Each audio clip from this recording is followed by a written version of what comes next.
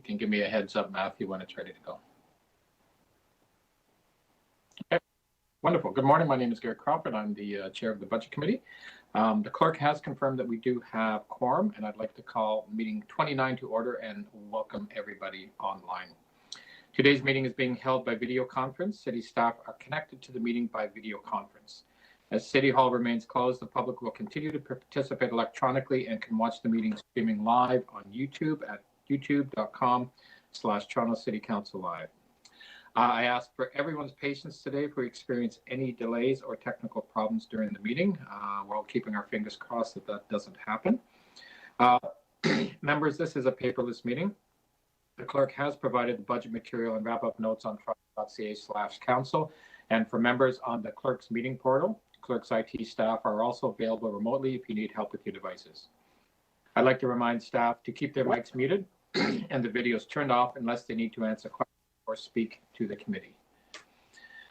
This will make it easy for me as chair to follow those and see those who are watching on YouTube, and for members to observe everyone participating on the debate. Members, please keep your mic muted unless you're addressing the committee, and please keep your videos turned on. And if there are any visiting members of council attending the meeting, I encourage you to keep your video on so that number one, we know that you're present, and when you're asking questions, I'll be able to see you, and also the clerk will be able to record your attendance for the meeting. Although we are in different locations and meeting remotely today, the committee would like to acknowledge that the land we are meeting on is the traditional territory of many nations, including the Mississaugas of the Credit, the Anishinaabe, the Chippewa, the Haudenosaunee, Wendat peoples, and it's now home to many diverse First Nations, Inuit, and Métis peoples. And we also acknowledge that Toronto is covered by Treaty 13 of the Mississaugas of the Credit. First, declarations of interest under the Municipal Conflict of Interest Act. Are there any? Seeing none, this is a special meeting of the Budget Committee. This is the first wrap-up meeting for the 2021 capital operating budgets. We have two items that are on the agenda today. BU 29.1, which is the 2021 property tax rates and related matters, and BU 29.2, which is the 2021 capital and operating budgets. It's a long day. Really, staff will be going before us with all of our briefing notes. Steve Conforti from Financial Planning is, I wouldn't say a master at this, but it'll be a very procedural day. We'll be going through that, so we'll be relying on his expertise to get us through the day. What I'd like to do first is I propose that we defer item BU 29.1 to our final wrap-up meeting on February 4th. So members can ask questions and move motions on that item on the same day that we vote on the Budget Committee's recommendations to Executive Committee. If that's okay, I'd like to move that all in favor of deferring item BU 29.1, the 2021 property tax rates and related matters to the Budget Committee meeting final wrap-up meeting on February 4th, 2021. All in favor? Opposed? That carries. Members and staff who are on there, we're going to begin the meeting with a presentation from the city manager, and then we're going to review the budget wrap-up notes provided by the chief financial officer and treasurer with questions of the executive director, financial planning. The wrap-up notes are available on Toronto.ca/council and to members on the clerk's meeting portal. Following that, what will happen, we will go through a list. Again, we have done this every year. I just wanted to give, and it's really more for a heads up for staff who are on, because they'll be potentially called for questions. We'll be going through a list of the service group areas, more or less in the same order that we did during the presentations last week. And again, there'll be questions. So we'll have questions of briefing notes that Steve will run us through. And then after we have finished that, there will be questions of all the service groups. So just as an example, what we'll be doing once Steve Conforti is finished, we'll do questions on community and social service. That was the first service group we had last week. Then I'll go to questions of infrastructure and development, and then questions of, corporate services. And then we'll go through the agencies. It's the same process we've done every year. And then at the end of the meeting, of course, we'll ask for any motions on any more briefing note requests that you do happen to have.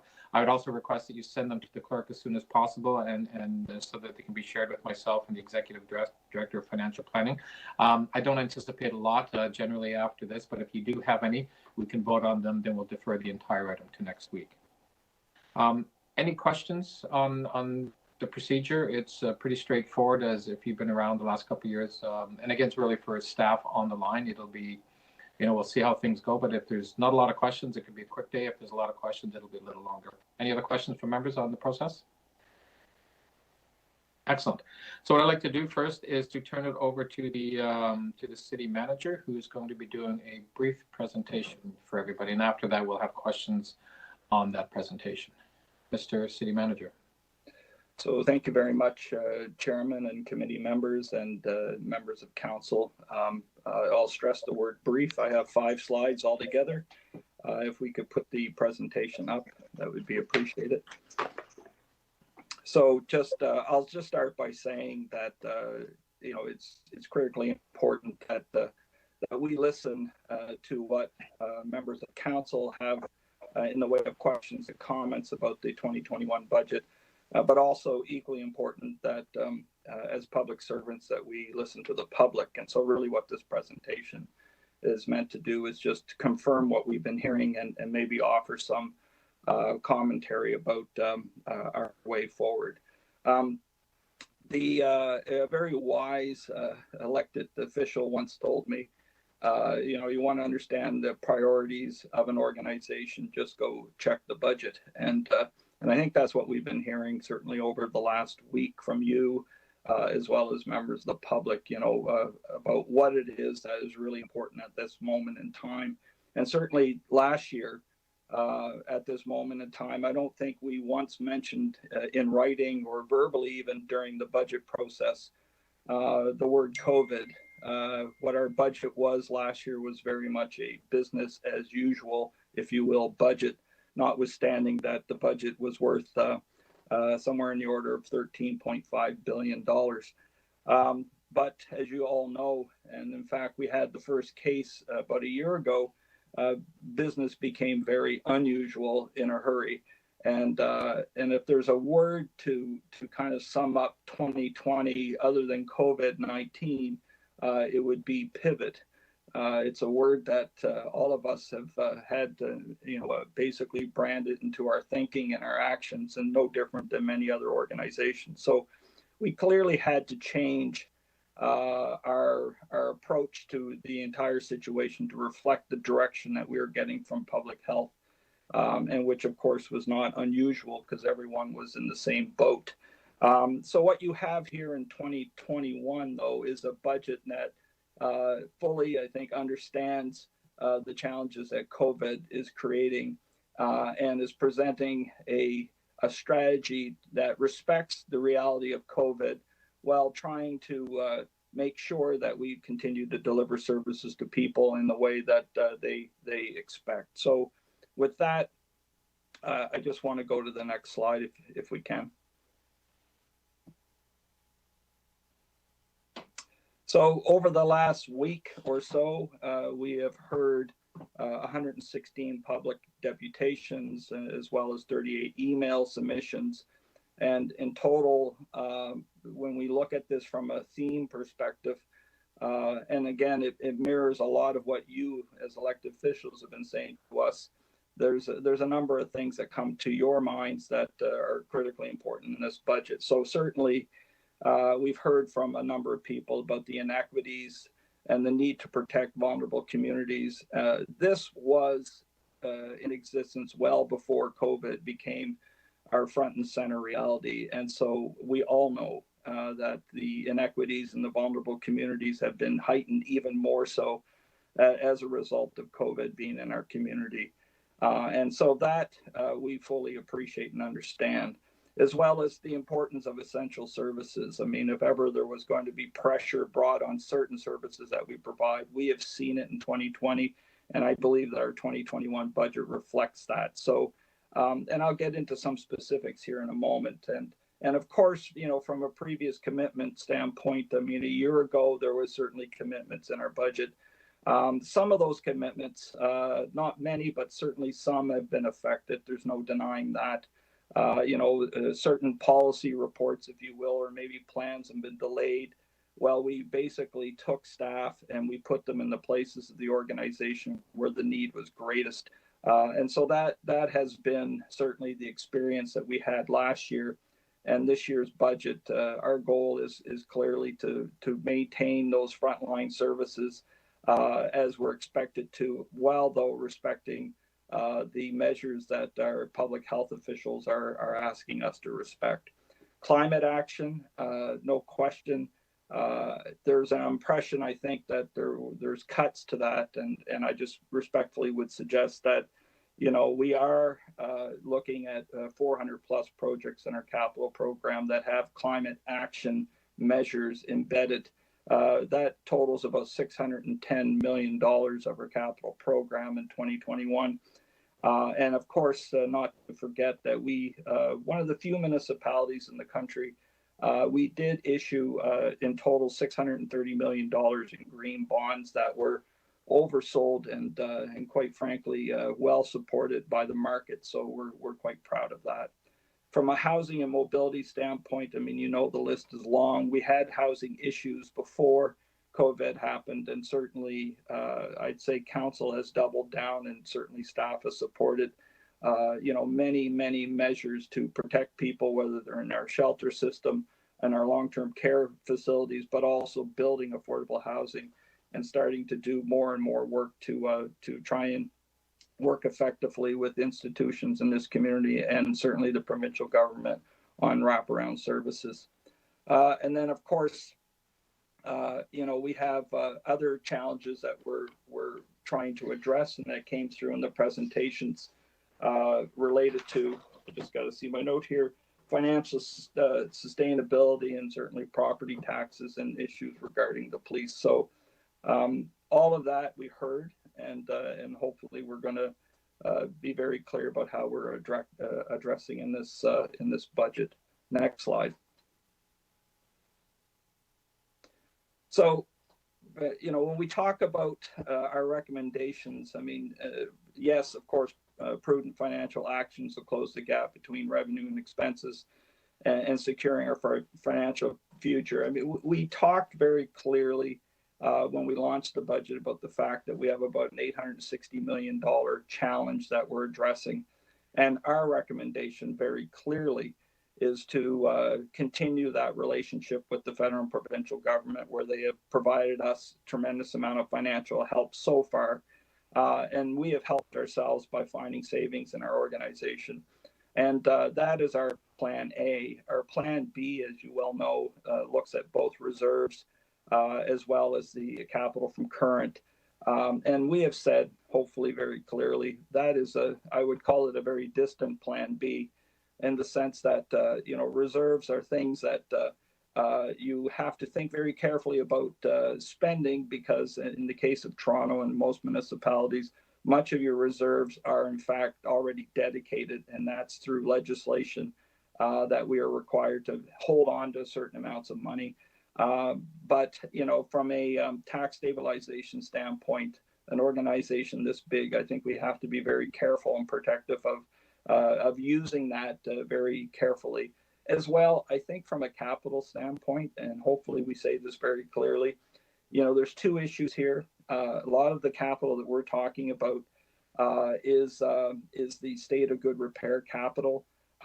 So we defer that, the situation only gets more troublesome and in fact more expensive. And then the other point, which I think is massively important, is the fact that infrastructure investment is a very important component of our economy. It keeps people working. So I would not want to have to pull back on any of that, and I think all of you understand that. Certainly there's an intergovernmental strategy.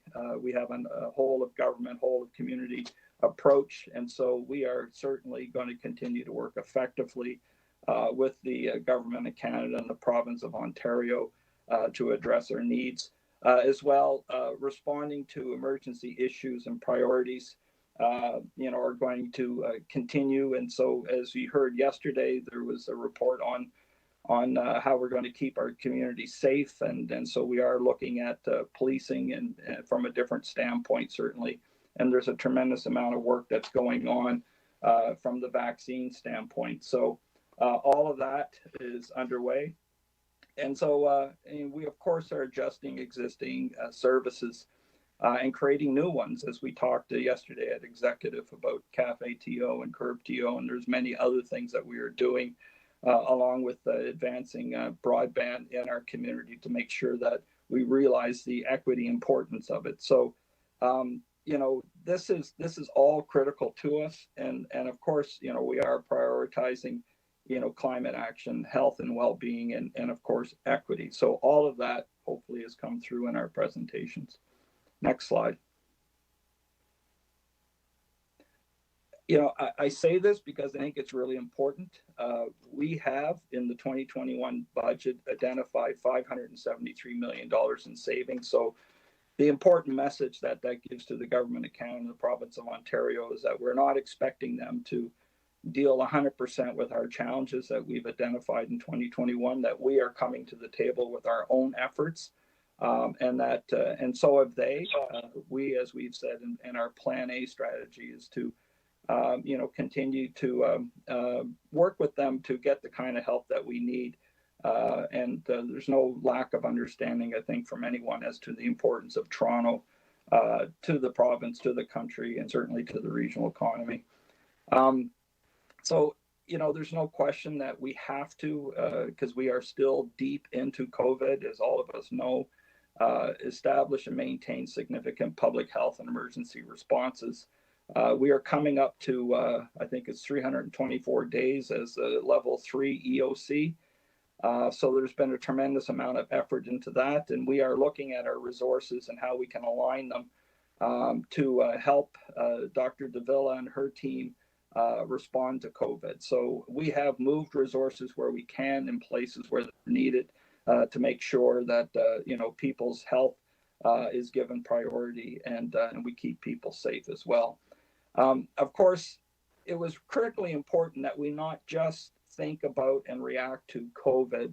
The here and now is critical, but also thinking more broadly down the line in terms of when we are no longer in the COVID situation, which I think most of us, hopefully all of us, realize that 2021 is a challenge, but so is 2022 and beyond. To think that this is just going to all of a sudden disappear is clearly not the case. Even with the vaccine being distributed, we know that we're going to have pressures in 2022. We've identified a range of 1.1 to about 1.8 billion dollars in challenge, and so we can't just think about 2021 and the challenges that it's going to create for us. We have redeployed staff, as you would expect, where the services, because of COVID, can't be delivered in the manner in which they have in the past. We have taken those staff and we have put them in places to, address our ongoing needs. And of course, as you well know, we have created new programs that didn't exist before, and we found new ways to work in order to address the challenges of COVID. Next slide. So, I guess in wrapping up, the budget recommendations are made with, of course, our best available information. And that what is top of mind to all of us is making sure that our public health guidance is respected, and that the restrictions and everything that is being conveyed to us is being respected. So our services, I believe, reflect that. So when we talk about this notion of cuts, I would just respectfully say that our services are in line with the directions that we are taking from public health. And as those measures release, then our services respond accordingly, and we continue to provide services in manners in which are unlike what we used to do before. Certainly, some of it has changed as a result of us working from home, so we are increasingly becoming much more digital in our way to deliver and meet people's needs. So I think that's really important to stress. And as well, we have provided you, and I know they've been made public, about 22 different briefing notes that I think respond to a lot of the issues that you've raised. I know more will be coming at the end of this meeting here, and will roll out in the days that follow. It's our job to try and make the budget as understandable and clear and responsive as possible, and hopefully that's come through in what we've done so far. And of course, we welcome, as public servants, your comments, your questions, your suggestions, and of course that of the constituents you represent. And with that, I will stop talking. Thanks. Thank you very much, Chris. I appreciate the deck and your comments. Are there any questions on just the overall presentation of what the city manager has just presented us? Councillor Carroll. Yes, thank you. I just wanted to ask Mr. Murray, you've outlined that things are going to be very different in 22 and beyond. And today we're looking at a bunch of briefing notes, and we'll be asking those managers directly about them. But I'm wondering overall, as city manager, if you're going to be planning to report back to us, whether we ask or not, is it your plan to come back to us and say, yes, you've received, these investments have been done, and this progress has been made in one area or another? But is there a plan from the city manager's office on high to come back with an overview that tells us where we set out to do those things, where the impact has been such that it's delayed or it was unable to happen at all?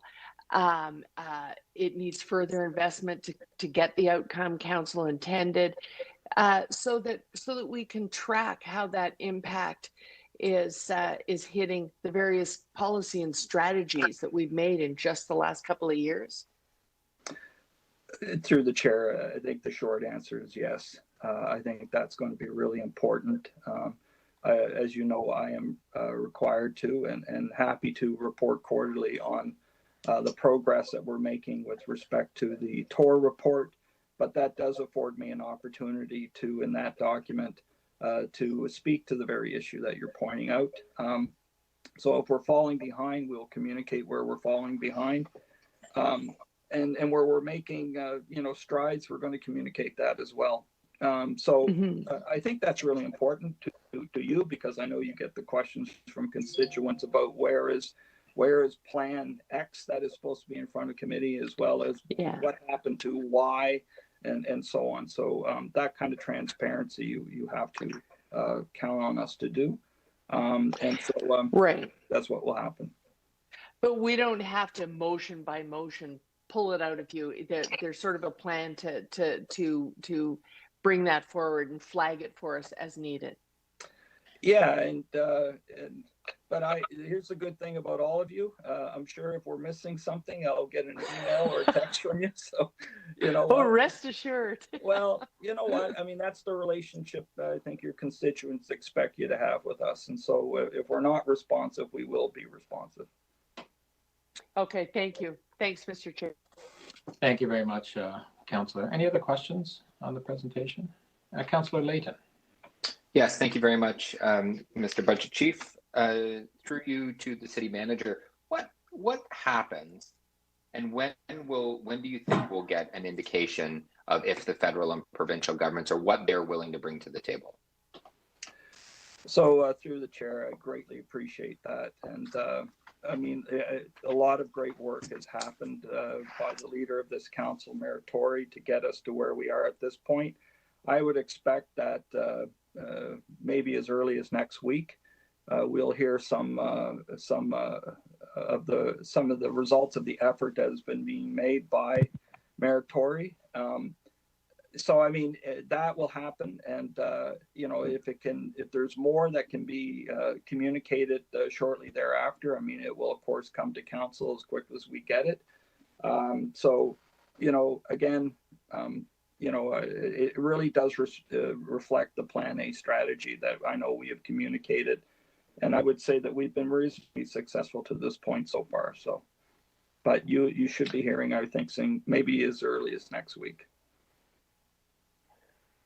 Is there any plan to report back in any regular fashion about what's been brought forward from the federal or provincial table in order to address what is, I think, a concern of many of ours as to whether or not our capital budget is going to be severely impacted by the lack of resources in this budget? Because there is a plan B, but there's potentially a plan C, a plan D, a plan F, a plan Z that involve any mix of us bringing in additional revenue. They're not outlined in this budget, but they could be. I'm just wondering if there's an opportunity mid-year for us to say, hey, they didn't come through with what we wanted, but we prefer to stick with our capital plan the way it is. So let's look to another. Let's look for another plan. Is there any possibility of that after we pass the budget? Yeah, and so hopefully we don't get into those plans A to Z because we get our message across effectively in the short run. But to your point, we have to regularly be updating you as to what progress is being made. It's one of our, I would say, last resorts to have to affect the capital program for the reasons that I think I gave you in the presentation. It's not wise to be falling short on state of good repair. It's not wise to be affecting a major component of our economy.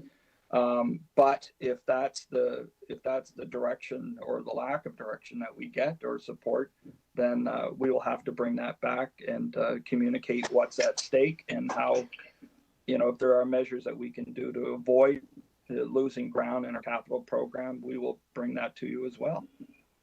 Why wasn't an additional revenue tool put forward as a possible option? I think that goes to the questions or comments that was raised during the deliberations from the public. And, we have put forward a tax increase that in total amounts to 2.2%. Of course, that's 0.7 on the operating, which is in line with inflation, and then the 1.5 to address, the challenges that we have in terms of state of good repair and investments in transit and housing. That's not an unreasonable number. Certainly, it's in council's hands to decide whether or not they want to go beyond what has been recommended. But for as many people that would want to spend more money or have more taxation, I'm confident that there's as many that would say we should be spending less. And I think you may have heard some of that in the deliberation. So, but Mr. City Manager, we'll let decisions about that be left up to an election, not to our assessment based on our feelings with our conversations with our neighbors or what we've heard at the deliberations. But why not? I agree. Like a property tax increase to take $850 in our capital budget is what, 28.8%, or something thereabouts. In a single year, that is unmanageable for most families, and with the way that the tax policy happens, that would be pushed very much in a single direction. But what about some of our other revenue tools? Did staff feel that they had the freedom to bring forward a recommended budget that introduced other revenue tools that the city might have power for?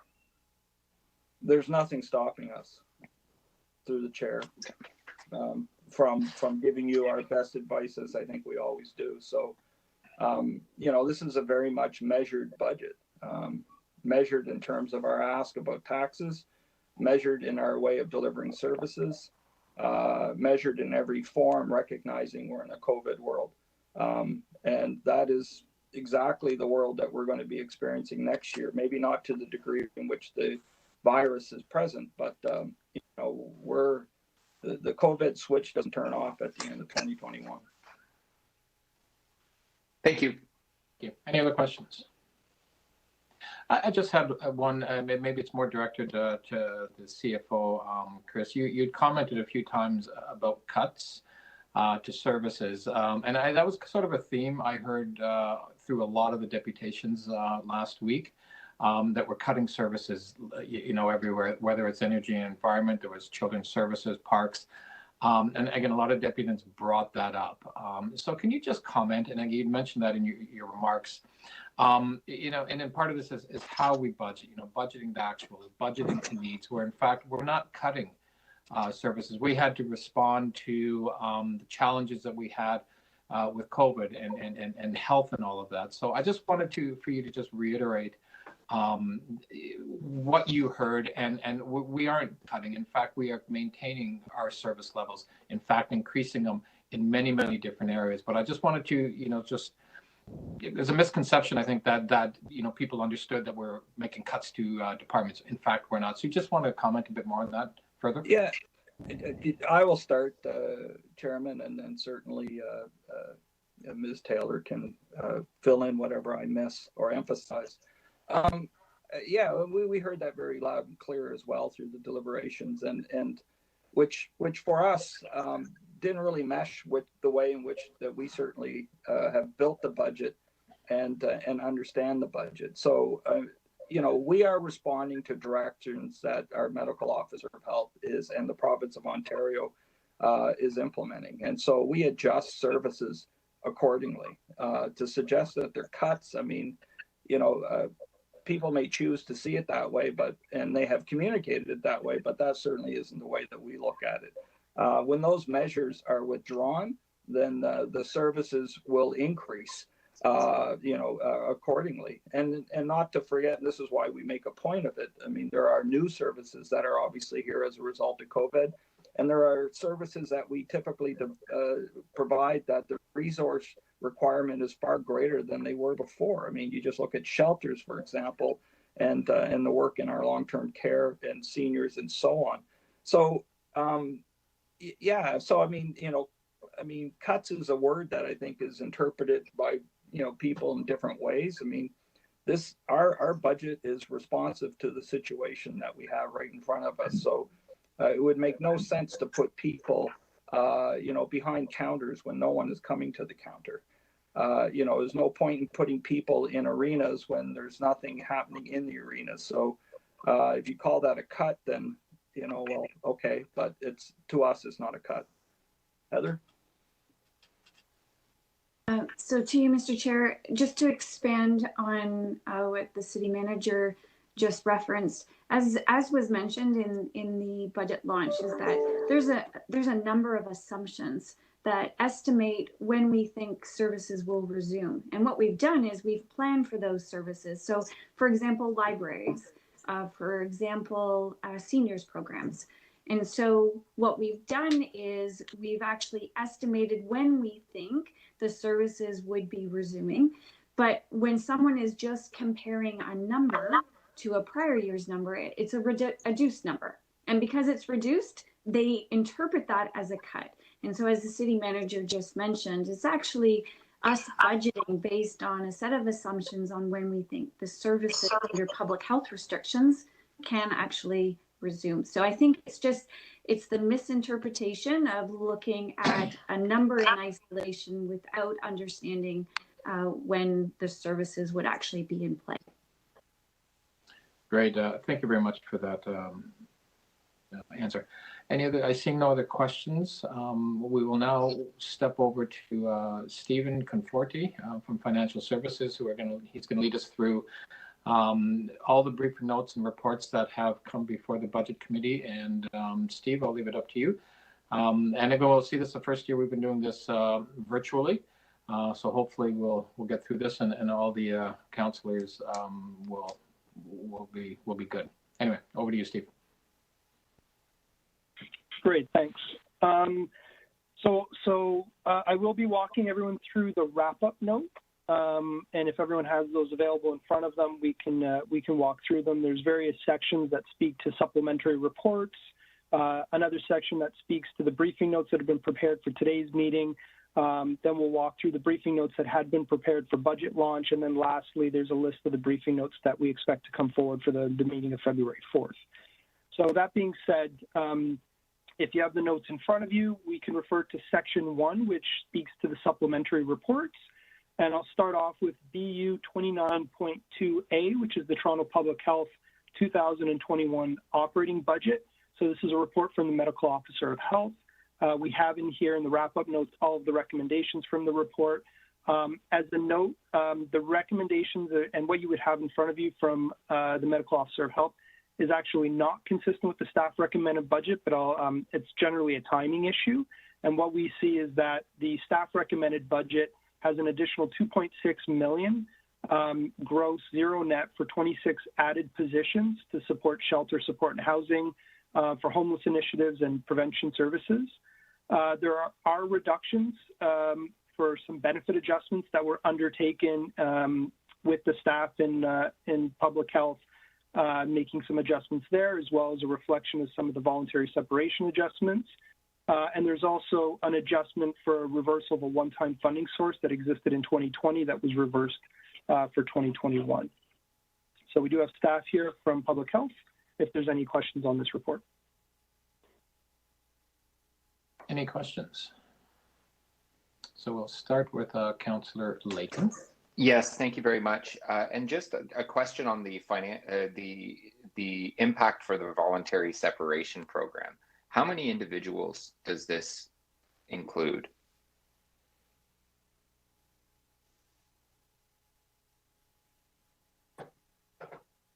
So it's Althea Hutchinson from Toronto Public Health through the chair. We had a total of 58 employees take the voluntary separation package. And as part of the voluntary separation package, we hold those positions vacant. Is that true? Yes, we had our staff leave at various points throughout the voluntary separation timeframe. So the request was to hold the positions vacant for approximately 6 months. However, what we have been able to do is that we did have some vacant positions per se. So what we've done is we've triaged which positions are very critical to the COVID-19 response, and we've held other positions vacant, so we're able to fill the positions that we need to continue with the COVID-19 response. Generally speaking, is there an area or a service area that you're holding positions vacant in? Nope, there is, we basically just looked across the board to determine, very much like the conversation that's just taken place a little while ago, there are particular services that we as Toronto Public Health are unable to provide due to the public health measures that have been put in place. So it's typically those positions that were vacant prior to the COVID response that remain vacant that we're actually using. Okay, thank you. You're welcome. Questions on that briefing note? Okay, Steve, we'll go on to the next one. Thank you. So item BU 29.2B is another report from the Medical Officer of Health on the Toronto Public Health 2021 to 2030 capital budget and plan. Again, this is not consistent with the staff recommended budget, but again, it's a timing difference. The staff recommended budget that's in front of you has an additional $2 million in 2021 funding based on a preliminary estimates of funds carried forward from 2020 into 2021 for capital work to be completed. Thank you. Questions? Seeing none, on to the next. Next item is BU 29.2C, and this is a report from the CFO of CreateTO on the 2021 budget. The information in this report and the request is consistent with the staff recommended budget.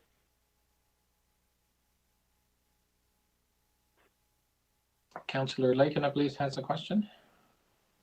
Just so we get this clear, it's the budget for CreateTO is $14.5 million, but it comes in at zero net because we're taking that out of revenue from the sale of properties, correct?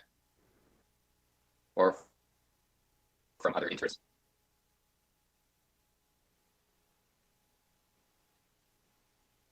Wondering if somebody from CreateTO can answer that.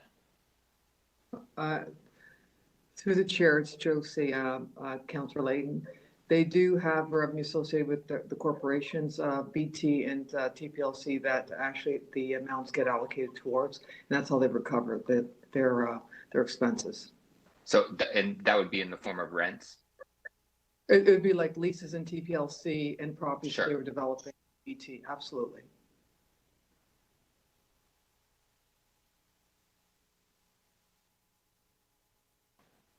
Thank you. That's it, Councillor? Oh, sorry, you're maybe having a bit of a technical. Yeah, so sorry, I think I may have resolved it. I'm just to be clear, those are rents paid to the city for city-owned property, or property owned by an agency of the city. Oh, we can't hear you, Josie. You're on mute. Sorry, the agencies lease out, the agency Cratio, the corporation TPLC, leases out property that we own, the city and the Portlands, and that's revenue that we're talking about. So in the case of other divisions, like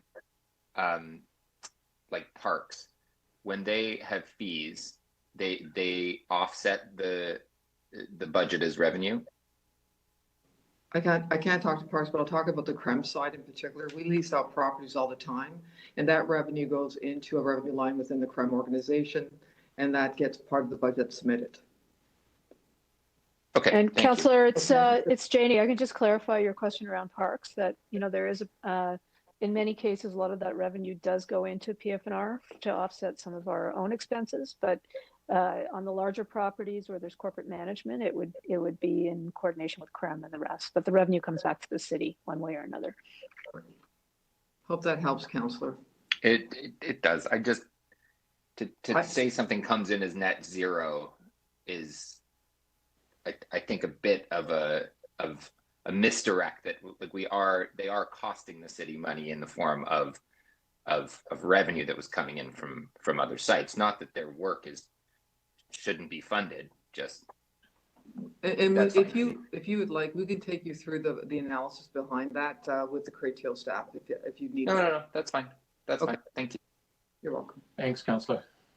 Seeing no other questions, we'll go on to the next. Thank you. So the next item is BU 29.2D. This is a report from the Auditor General, and it's the Auditor General's Office 2021 operating budget. The recommendations in the budget is consistent with what's included in the staff recommended operating budget. Questions? Councillor Carroll. Yeah, I'm just having a problem with format here. Can I assume if there is a new briefing note that I may have missed in the wrap-up notes, is it highlighted as a briefing note, or is it there as a report or an attachment? What should I be double checking for to make sure I've seen them all? This section actually speaks to all of the supplementary reports that have been submitted to Budget Committee. The briefing notes that were requested at the last Budget Committee meeting will be reflected in the next section of the wrap-up notes. So they aren't under these headings. They're later in separate sections. Yes, this is Okay. consideration of all of the reports submitted to Budget Committee. Okay, but I don't have to flip out of the portal to go looking for them. They're going to be in your wrap-up notes linked as well. Okay, I was just struggling with the format. Did we, Mr. Chair, did we make really clear for people, because I did flip out to Timus for a second. If anyone is watching at home, because somebody asked me about transparency last night, do they know they got to go look way down on Timus to a thing that says a wrap-up note report so that they can follow us along? I just think it's important that that's super clear to the public if they're watching. Yeah, you're right. I did exactly that. So so on Timus, if anybody is watching, you go right down, scroll right down. You'll see all these different reports, and they just keep getting added on to the bottom. So you'd actually go down to the bottom, and there is a link there that talks about I think it's defined. The wrap-up note link. That's their so best. That's their best one. Yeah. Yeah, and even anybody who's following, you click on that, and then that'll take you to exactly what Steve is actually talking about. And you can just scroll down item by item. Yeah, I had someone take me to Timus. task in my town hall about transparency, so just wanted to make sure it was crystal clear. And I think that I just also need to clarify the difference between Timus and CMP is on CMP we have access to confidential.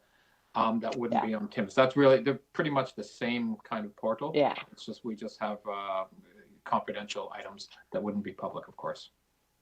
Great. Okay, any I questions? just want to point out that they've also now been added to the regular City of Toronto Budget 2021 webpage as well, which is a little bit easier to navigate. And they weren't on there last night, but they're all posted on there now. Okay. Thanks. So I think there's no other questions on Auditor General. So I guess we're going next to the Ombudsman, Steve. Yep, item BU 29.2E is a report from the Ombudsman, and it's the 2021 operating budget recommendations. Again, this is consistent with what's included in the staff recommended operating budget. Great. Seeing no questions, let's just keep rolling down. The next item is 29.2F, report from the Integrity Commissioner on the 2021 operating budget, and again is consistent with what's included in the staff recommended operating budget. Great. Next.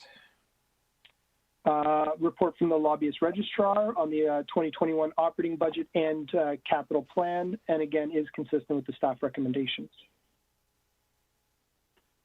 Great. Next.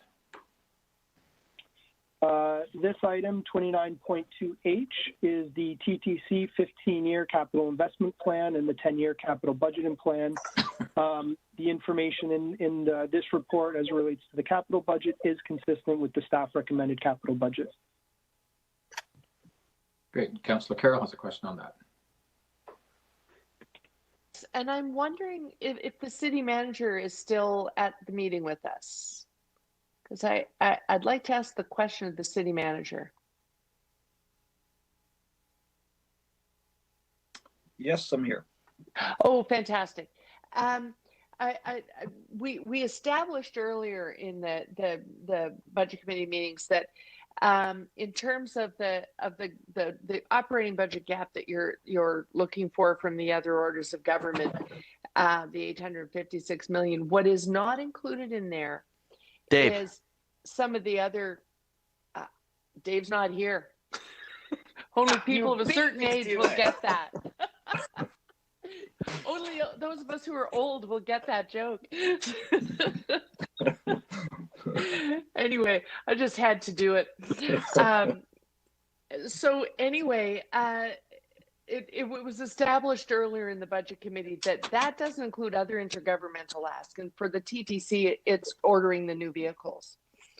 So if it's not included here, we adopt this 15-year plan. We're still looking for the other orders of government to order enough vehicles for us to really be able to rebuild and recover there. If we're in a situation now where the cost of that item, what we're asking of other governments, is contingent on the Thunder Bay plant continuing to be there and being able to do these all as a reorder, if that actually turns out not to be the case, because there are certain changes going on in the change of ownership of Bombardier, would the report back be simply the purview of TTC, or would you consider that something that you've got to report to the whole of council? Through the chair, something as substantial as that wouldn't just rest, I think, with the board. It would have to come back because, I mean, it's a critical component of our overall capital program. So, yeah, it would have to come back. I would want to report it back to council so council's aware of the situation. Okay. Yeah, it's a concern for all of us if we're suddenly without buses 3 years from now. Yeah. Okay, thank you. Thank you very much. There's a lot of people signing on.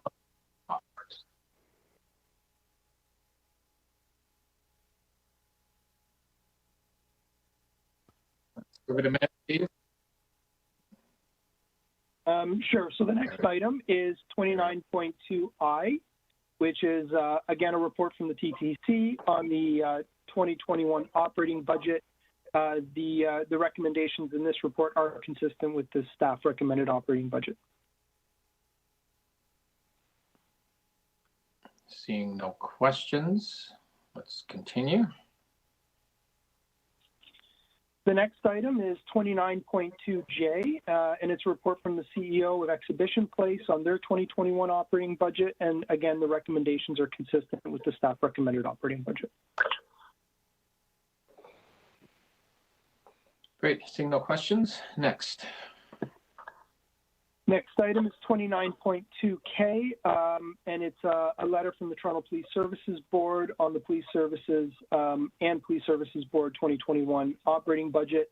The budget is not consistent with the staff recommended budget. There is a technical adjustment reflecting the COVID funding support, which is reflected in the city's operating budget, but there's no overall change within the consolidated budget itself.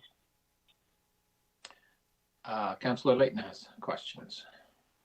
Very much. My question is actually to you, Mr. Budget Chief. I'm just curious. I still have questions of the police budget. They're not in relation to this letter. Is it appropriate time now for me to ask them, or is there an appropriate time later? So we will have an appropriate time later as we go through all the other divisions and agencies. If you want to ask it now, just to save asking it later, that would be, in order. Technically, we should be asking on this request, on this report here, but you know what? I'll ask later then, just because I don't want us to stop Stephen's flow here. Yeah, we've got a good flow going here, so there'll definitely be an opportunity to ask the questions. Okay, go ahead, Steve. Let it be noted that I appreciate it. So the next item is BU 29.2L. This is a letter from the Executive Committee to Budget Committee on the Toronto Police Service Board's independent review into missing persons investigation, with a request to extend the timeline and increase the budget. And the request is consistent with what's included in the staff recommended operating budget. Thanks, Steve. Any questions? Seeing none. All right. So moving on to section 2. So section 2, we'll walk through each of the briefing notes that staff have prepared in response to requests that came forward at the last budget committee meeting. In total, there are 14 new briefing notes related to this section. And I'll begin walking through those for community and social services, starting with briefing note number 9 from the Toronto Paramedic Services, titled Toronto Paramedic Services Full-Time and Part-Time Ratio and Acting Management Assignments. So any questions on this here, on this briefing note?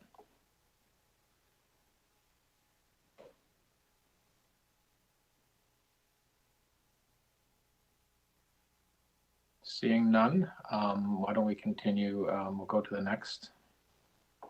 Sure. So briefing note number 10 in your package from Children's Services, titled Impacts of 2020 One-Time Funding and Updates to 2021 Service Measures and Capital Projects for Children's Services.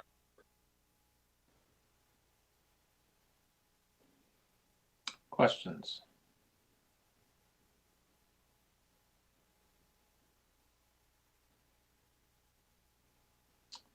Okay, we'll go to the next. I'm trying also just members, I don't want to get the impression of trying to run through this quickly here. I want to give everybody an opportunity. So I'll go a little slower here just to make sure we have that opportunity. Steve, next. Briefing note number 11 in your packages from Children's Services, titled Options to Support Financial Sustainability of Early Years and Child Care Sector, an Update on Growth Strategy.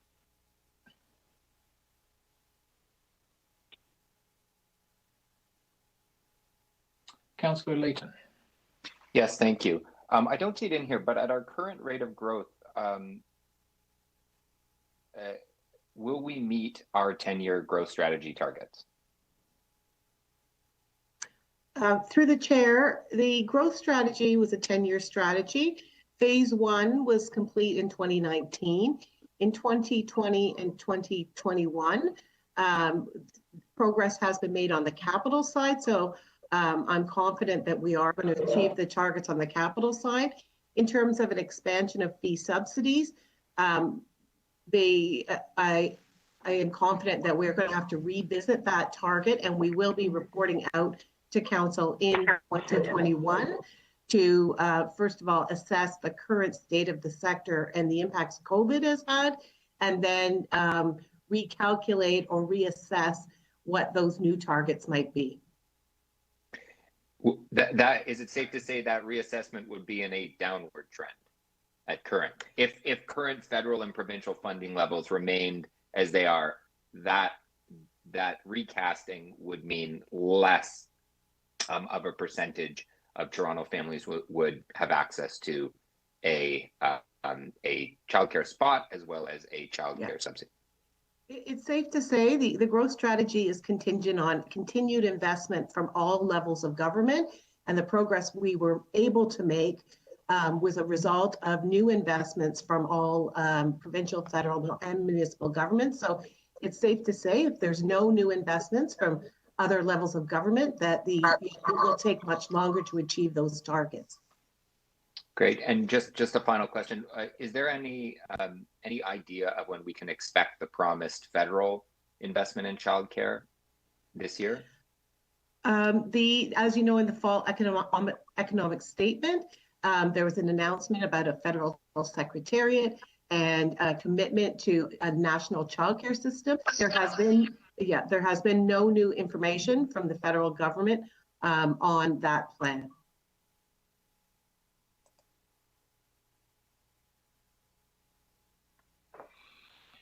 Thank you. Any other questions? Okay, next, Steve. Next item is briefing note number 12 in your materials from Economic Development and Culture, titled. Sorry, Mr. Chair. Mr. Chair, Yes. were we talking about both the Children's Services briefing notes there, or did we miss 11? That's where my questions were. We could go. I can't remember, but we can go back to 11. I thought Councillor Layton was asking about briefing note number 10. It's 11 where I wanted to ask questions. Okay, we'll do 11 now. Oh, okay. This was the one that it was kind of open-ended. We kind of put the director on the spot, asking for, what are some other options to support the sustainability of actual centers, not only city-run, but some of the not-for-profits that are struggling.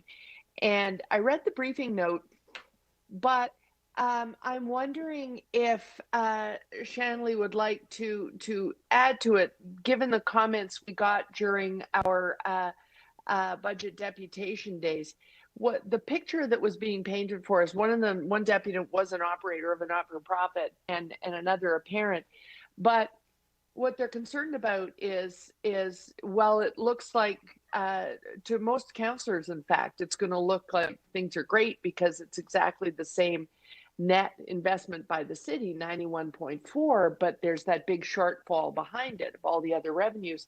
And what we heard was their concern that depending on the lockdown duration in the first quarter of this year, and so a lot of people are still at home, particularly full fee paying parents, that they're not going to be viable when people start to return to work and maybe shutting down at that moment. So the question is, if council was to move a motion that we do want you to draw on the reserve, although that's risky, and do something for the sustainability picture, how would you equitably apply that? Through the chair, thank you, Councillor Carroll. So we did in the briefing note highlight the need for continued provincial and federal investments, given the magnitude of the funding required. Certainly the city would not have the contingency to cover that. Just to backtrack a little bit, the budget does preserve service levels and assumes a gradual return to previous service levels for fee subsidy and commitments to affordability. So that remains in the budget, and the funding provided to operators, particularly around affordability, continues to flow regularly. So there's been no decrease in that.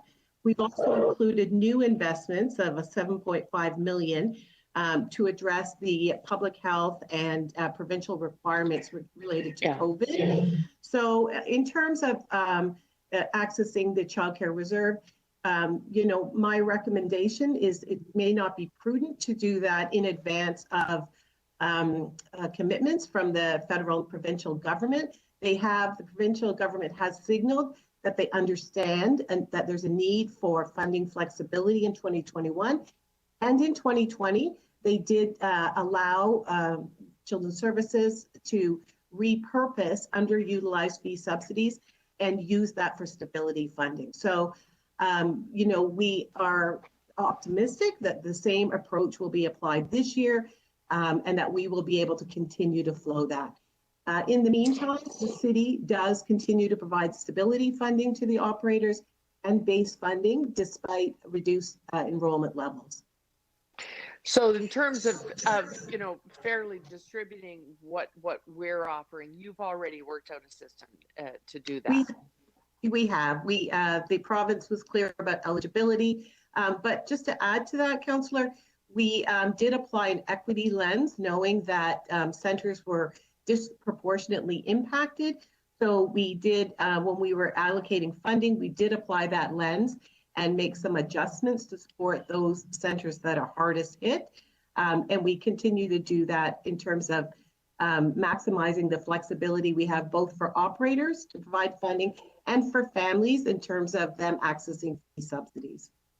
Okay, and one more question.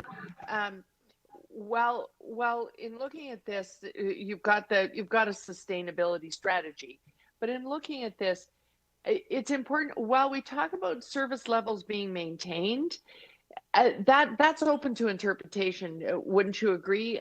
We have a map that shows us that and I'm lucky. I'm one of the lucky ones. 98% of the centers in my ward or spaces in my ward are open. That's not the case. There are some places where a not-for-profit is wound down, and we've helped some of the children move to other centers. That situation is still ongoing, is it not? Through the chair, that's correct, Councillor. The sector is still really in a state of uncertainty, given that it was closed. There was a gradual reopening, then a full reopening, and then in January, a mandated provincial closure again. So we continue to work closely with operators, as a general sector, but also on a case-by-case basis to support them if they are experiencing very, short-term cash flow issues. And we have methods that we can do that. We continue to do that. But currently, the budget does assume the full provincial allocation and does presume a gradual return to service. We did see that when childcare began to reopen. We went from 0 children to 17,000 in a 4-month period. So if you assume, the mandated closure is lifted and families are able to return, we expect that we will return to those service levels. Okay, thanks, Mr. Chair. Thank you, Councillor. Seeing no other questions, we'll go on to the local arts services briefing note. Steve? So through the chair, briefing note number 12 in your packages from Economic Development and Culture is the local arts service organization's funding allocation. Councillor Bradford. Go ahead. Yep, thanks, Mr. Chair.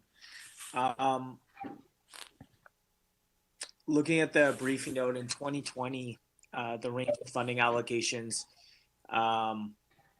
range from 295 to 183,000. Could you just walk me through how we've ended up with the various spreads of allocation over time?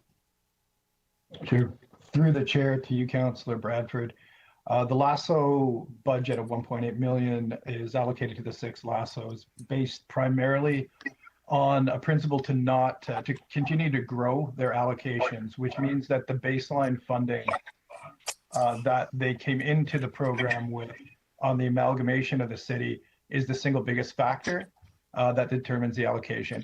That dynamic disadvantages new entrants like East End Arts perhaps, and creates a discrepancy in the system that we've been working to address, and will be doing more of that work in 21. What would you suggest to find a better way to balance that funding allocation so it's not just who's been here the longest, but more equitable across the city? Through the chair to you, Councillor Bradford, the table at the top of page 3 in the briefing note does indicate a number of cost drivers for LASSOs. Things like cost per participant can be a bit deceiving because it doesn't control for the intensity of the programming. Cost per resident is an interesting indicator that I think we need to rely on across all of our arts funding. Our intention is actually to bring the two outliers at the top end and the lower end closer to the median, which includes looking at proportion of their overall revenues as another indicator. Okay, the briefing note refers to cultural development review and mentions that economic development, that your team will be taking this on in 2021. Could you just explain what the cultural development review entails and how that will shape the discussion around LASSO funding arrangements? Through the chair to you, Councillor Bradford. A community cultural development review is something that we've wanted to do for some time. LASSOs are perhaps the single biggest component of the city's investment in community arts, particularly outside the core, but it is a broader ecosystem, much of it handled at the Toronto Arts Council through community arts grants, Art in the Parks, Newcomer Arts Network, etc. We need to take a global view at how these different parts work together. Are we achieving the outcomes that we want? Are we getting equitable access to funding in all parts of the city? And that would be the intent of a community cultural development review, which would inform decisions as well around the LASSO. Okay, and that work is already directed, and your team will be coming back for 2021 with would that be a new proposal on how to do this more equitably across the city? Through the chair to you, Councillor Bradford, yes, it would. That work would continue in parallel on two tracks. We will be coming forward in Q2 with proposals for allocations for all of our city-led arts grants to include LASSOs. The community cultural development review will take a bit more time and frankly has been delayed due to COVID this year and other priorities, but we'll be accelerating that through 21. Okay, and just to be clear then, we would be able to come back to next year's budget process with the more equitable response for the distribution of the funds to the different LASSOs? Or through the chair to you, Councillor, that is our intention, yes. Okay, thanks very much. Appreciate the briefing note. Thanks for answering my questions. Thank you. Councillor Layton. And then Councillor Nunziata. Thank you. It's actually on the next briefing note. Could I just, as a point of privilege, I don't know who prepared the budget wrap-up notes, if it's finance or clerks, if I could just make one suggestion that when you put the links in, make them open in a new window, because every time you push the link on a touch screen, it changes your view, and when you hit back, it goes to the top of the page, and you got to scroll down. It works great when you go to the city's webpage on the budget, because when you tap on the link, it goes to a new screen. So if you could do that for these wrap-up notes, it'll save a whole lot of scrolling down after. And I'll ask questions to the next briefing note after Francis, or when it's in. Councillor Nunziata, do you have questions on this one? Yeah, on the arts, just on the questions that Councillor Bradford was asking for 2021. Now, as you know, we during the deputations, we did have a number of the arts that came and made deputations. So as far as the total budget for all 6 of them, that total budget, when you answered Councillor Bradford's question, if you're going to make it equal for all of them, it would be within that total budget, or would the budget be increased? Through the chair to you, Councillor Nunziata, thank you for the question. Our overall intent would be to grow the LASSO budget over time from the current 1.817 million. Right. And that, as you see from the historical trend, that's been the effort to hold everybody whole and use increases to address the discrepancy among allocations. I think that we need to invest more outside the core. So I think our long-term priorities as a city and at EDC bode well for increasing the LASSO budget. But in order to do so, we do need to undertake a broader review of the needs of community arts across the city, in particular outside the core, so that we are taking an equitable approach to all the players in that system. Yeah, okay. Now, you heard the deputations that were made on their concerns. So that that will address their issues and concerns they had when they came to the budget committee? Through the chair to you, Councillor Nunziata. Yes, absolutely. One of the big factors is we're talking right now exclusively about their 1.8 million in operating grants from the city. However, we're increasingly using the LASSOs as trusted partners to deliver special initiatives. So for example, they've been a big partner on both Artworks TO and Show Love TO and have received project funding over and above the baseline operating. And we intend to continue to pursue that strategy too. Thank you. Thank you, Councillor. Thank you very much, Councillor. Again, just a quick clarification on more the history of this. So what has happened, and I'd use last year, Mr. Tobin as an example, we did an increase in funding to overall arts, $2 million, I believe it was. A component of that, the LASSOs got, I don't know if it was $500,000, but we'll just say it was $500,000. Then you would split that $500,000 amongst all 6 of them evenly. And that's historically what we've done when we've done the increases. Is that correct? To you, Chair, that is partially correct. We have tried to use increases in the last budget to address discrepancies, to bring up those that are in relative terms underfunded when you look at the cost drivers around the catchment served, the level of participation, what the city's revenue makes up as a component of their overall revenues. So in the last 3 years, we've been trying to use that as a strategy. But again, I guess moving forward to if we're doing increases to funding, and I think I asked this question of them, they would have to be in agreement that 1 year, if we're doing increases, East End Arts may get more percentage-wise than one of the other ones that have. So that's really, because as I recall in years past, they haven't been as cooperative on, with the leadership that I recall, that they all wanted their equal piece. But I think there needs to be an agreement with all of them that if we're going to move forward to be more equitable, some will get more 1 year than the other. That's just, the way it is to get back to an equity base. Okay. To you, Chair, we agree, and we've been recognizing it's a change management process. We've been asking them to do a consolidated business plan among the 6 of them so that they can also have an apples to apples comparison of their costs and their revenues to bring them along to take some of that out of the system. Perfect. Great. Okay. Thank you. Seeing no other questions, Steve, we can go on to the next. Sure. So item number 13, again from Economic Development and Culture, briefing note titled Potential Impact of Reduced City Capital Budget on Employment.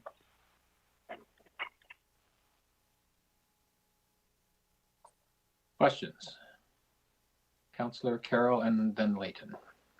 Yeah, it looks like we're just sort of pulling from everywhere here because we haven't done an exhaustive study on this ourselves, and so I'm wondering if we have been able to sort of draw on some of the pro bono help that you need when a crisis like this happens. When I look back to the GFC, we were able to pull from any of the big 5 banks and get some good advice on the impact of employment, where to apply our stimulus funds, things like that. And I'm wondering if the big 5 banks are engaging with us in the same sort of way. Are we getting advice from them on where to be careful so that if we do have to go and deeply affect our capital plan, we're not causing a big hole in the employment picture? Are they advising us? Through the chair to you, Councillor Carroll, Economic Development and Culture has a standing relationship with the big 5 banks and economic forecasters more broadly. We use that to inform the monthly economic bulletin and to report through ECDC on those indicators. With respect to the overall decisions related to the city capital budget, where we are deferring specific projects, I would turn to my colleague, CFO Taylor, perhaps to assist. Through you, Mr. Chair. To what Pat said, as we know, when Saad Rafi was here with the work that he did on the tour, he engaged with the banks specifically. So there has been engagement with the financial sector as well as other important sectors, the insurance sector as well. So it is something that we haven't done necessarily in the last month, etc. But SOD did do extensive consultations with the big 5 banks throughout the tour process. So there was a level of information, but very specific to your question with regards to where in the capital plan we should or should not focus. Again, I just really want to reiterate that going to the capital plan is not what we hope to do. And as we've identified in the budget discussions, that going to the capital plan will be very, very targeted to one-off projects, the funding of projects just in 2021. So there's a multiple of lenses that we have to apply in looking to where we're going if we were to have to go down the road of impacting the capital plan. And we would be consulting with other parties to understand what the impacts are. Yeah. Councillor Layton, you have some questions. Just one. So this briefing note kind of backcasts about what the value of that $850 million investment would, how it would impact employment. Is the same true if we push it forward to say if we injected an additional $850 million of capital work into our capital plan, that it would create roughly the same number of jobs? Can we use this number to ask for more money because it's a job creator? Through the chair to you, Councillor Layton, tying back to Councillor Carroll's question, yes, you're right. The estimate that we have provided in this briefing note is drawn from studies that we did not commission, that do not control, therefore, for the specific type of projects that are on the deferral list, proposed to be deferred. But that is the best estimate that we could find in terms of the person years of employment that are generated for every $1 million of public infrastructure investment. And to your question specifically, we would suggest that those numbers could be projected forward with some reliability. A more precise number for city projects would need a deeper analysis of the type of project and the type of employment associated to give you a more reliable estimate. Thank you. Thank you. Councillor McKelvey. Thank you. Thank you for the briefing note. It was helpful. We had been looking at broadband, which was like a 9.4 multiplier. So what you have is fairly consistent with that. I think this kind of highlights that there is a little bit of a gap in the way that we're gathering information on our projects. And I'm just wondering, going forward, can we start to generate and collate that data on our tenders? Because we're also bringing out the community benefits network, and that went through executive yesterday and is coming to council next week. So I think starting to understand job numbers, we want to set targets and talk about that for youth employment. But if we don't actually know how many jobs we get with every million of investment, on our types of projects or more project specific, we can't really, start to do those projections and prepare the pipeline for youth employment, for example. So I guess my question is, are we kind of recognizing that this is a need that we can start to build a foundation on going forward? Through the chair to you, Councillor McKelvey, I'll start with an answer from EDC's perspective and see if colleagues wish to add. Your reference to the community benefits framework at executive committee yesterday is really timely and top of mind, as city divisions responsible for capital budgets will be bearing their own obligations in mind as we attach those to others such as IMIT recipients. In terms of how that will be tracked and aggregated at a corporate level, I would turn to any of my colleagues who may wish to provide information at that level.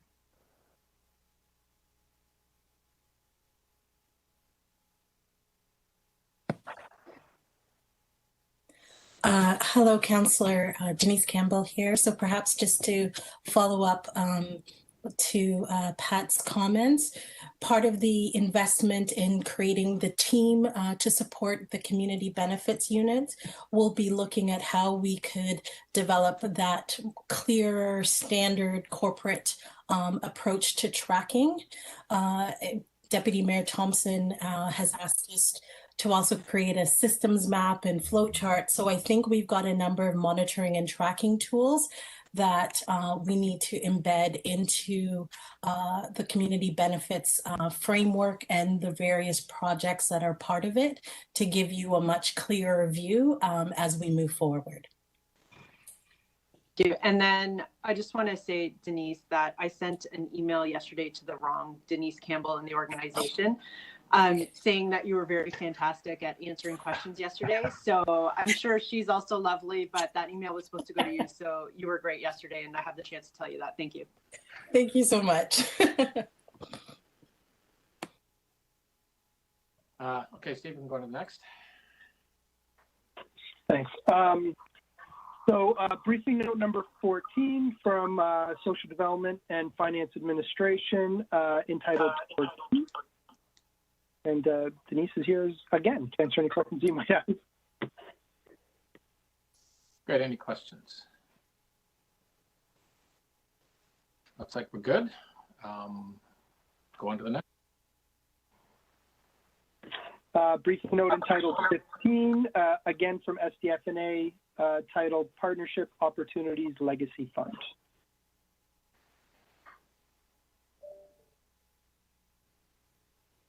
Seeing no questions, we'll continue. Briefing note number 16 in your package, again from SDF&A, entitled Toronto Youth Equity Strategy. So Carol has questions. Yes, similar to the overall question that I asked the city manager, this briefing note reminds us that by last year's budget process, we were understanding that we completed these actions that were now going into the youth services review, but I understand that's been delayed somewhat.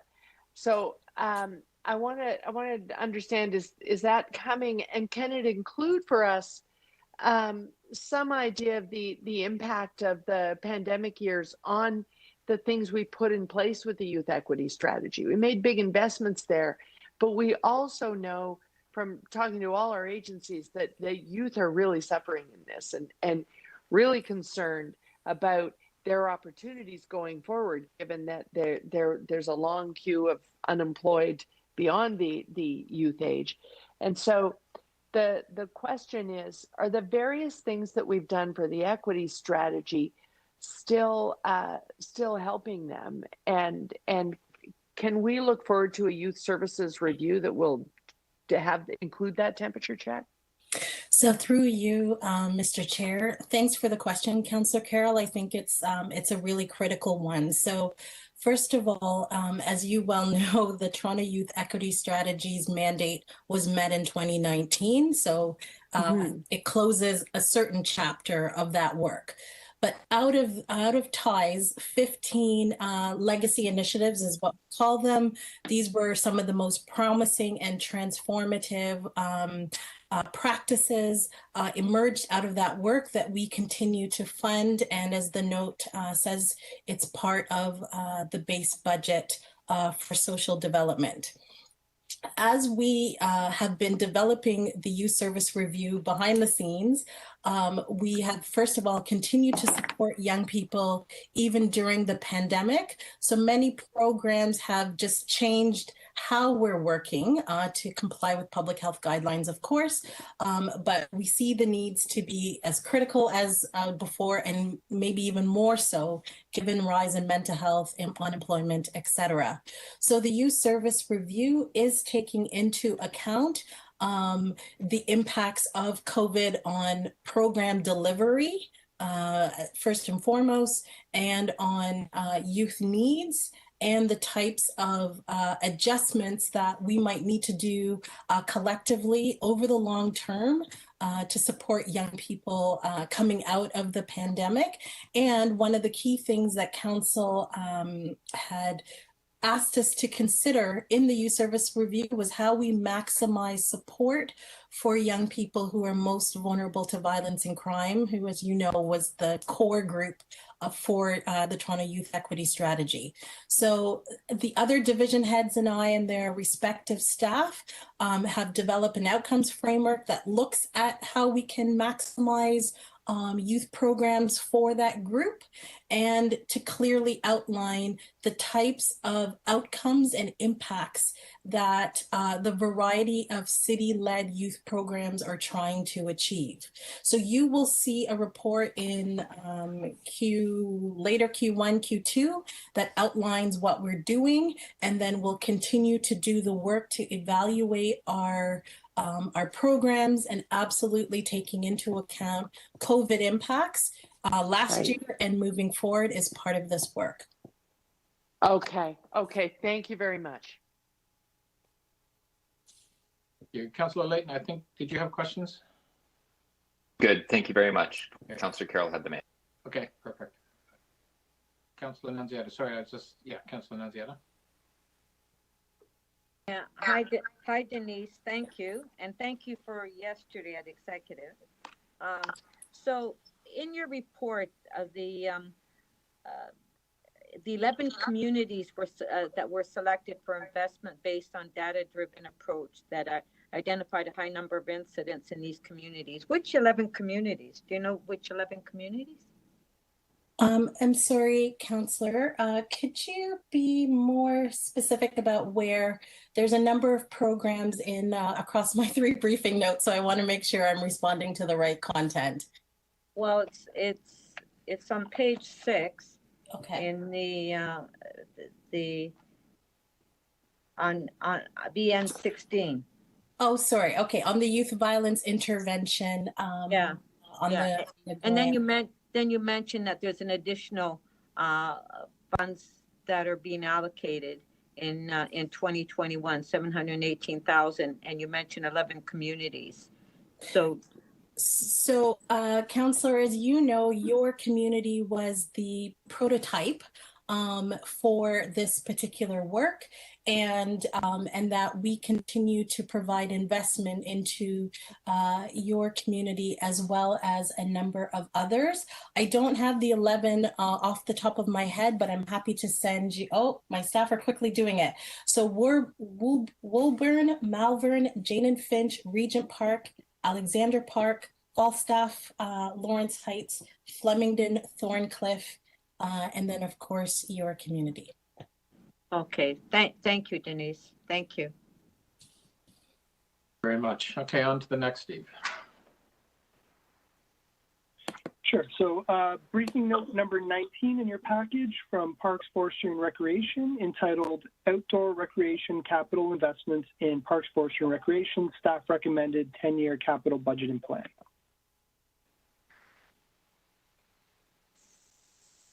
Seeing no questions, I think we're good. On to the next. Briefing note number 20, again from PFNR, entitled Options to Begin Funding the Toronto Ravine Strategy Before 2023. Councillor Layton.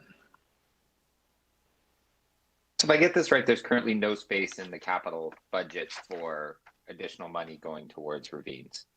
So through the speaker to Councillor Layton, I think what we've outlined in the briefing note is that we have basically in our 10-year capital plan allocated all of the available funding. So in essence, adding anything, we'd either have to have a new source of funding or we would need to bump out other projects. So either new debt financing, funding, or funding from other levels of government or partners organizations. That's correct. How is the debt ceiling calculated for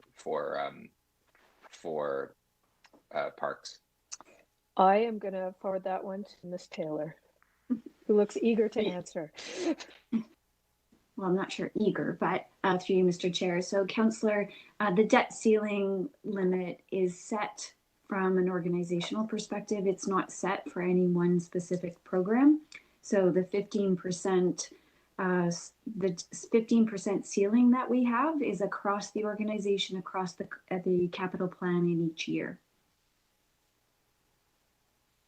Does that help? So there's no hard cap on what parks can take out in debt? They are part of the overall capital plan, and the overall capital plan is what we use to determine the debt service level. So if we wanted to put additional debt funded capital work into the capital plan for parks to address this $100 million or $95 million, I think the actual number is, how would that be done? So through you, Mr. Chair, Councillor, as you're aware, the capital plan is balanced just like the operating plan.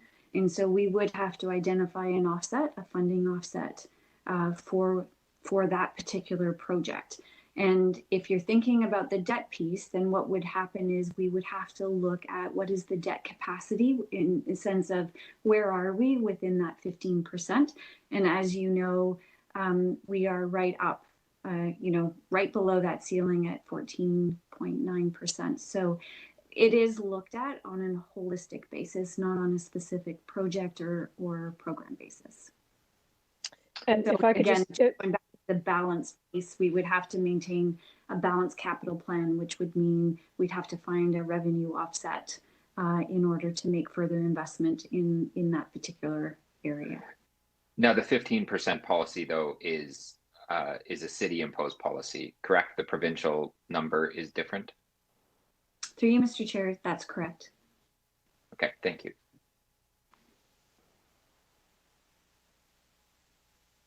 Councillor McKelvey.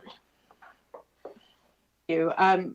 What is the status of the $6 million from the federal government through the ICIP program? Will we be hearing about that soon? I believe we will be hearing from that soon. We are making plans within the implementation right now to be sure we're ready to hit the ground as soon as the funding is announced so that it can be implemented in 2021. Okay, and the throne speech by the federal government in November did speak about a new commitment to enhancing green spaces and working with municipalities. Have we heard announcements about that from them yet?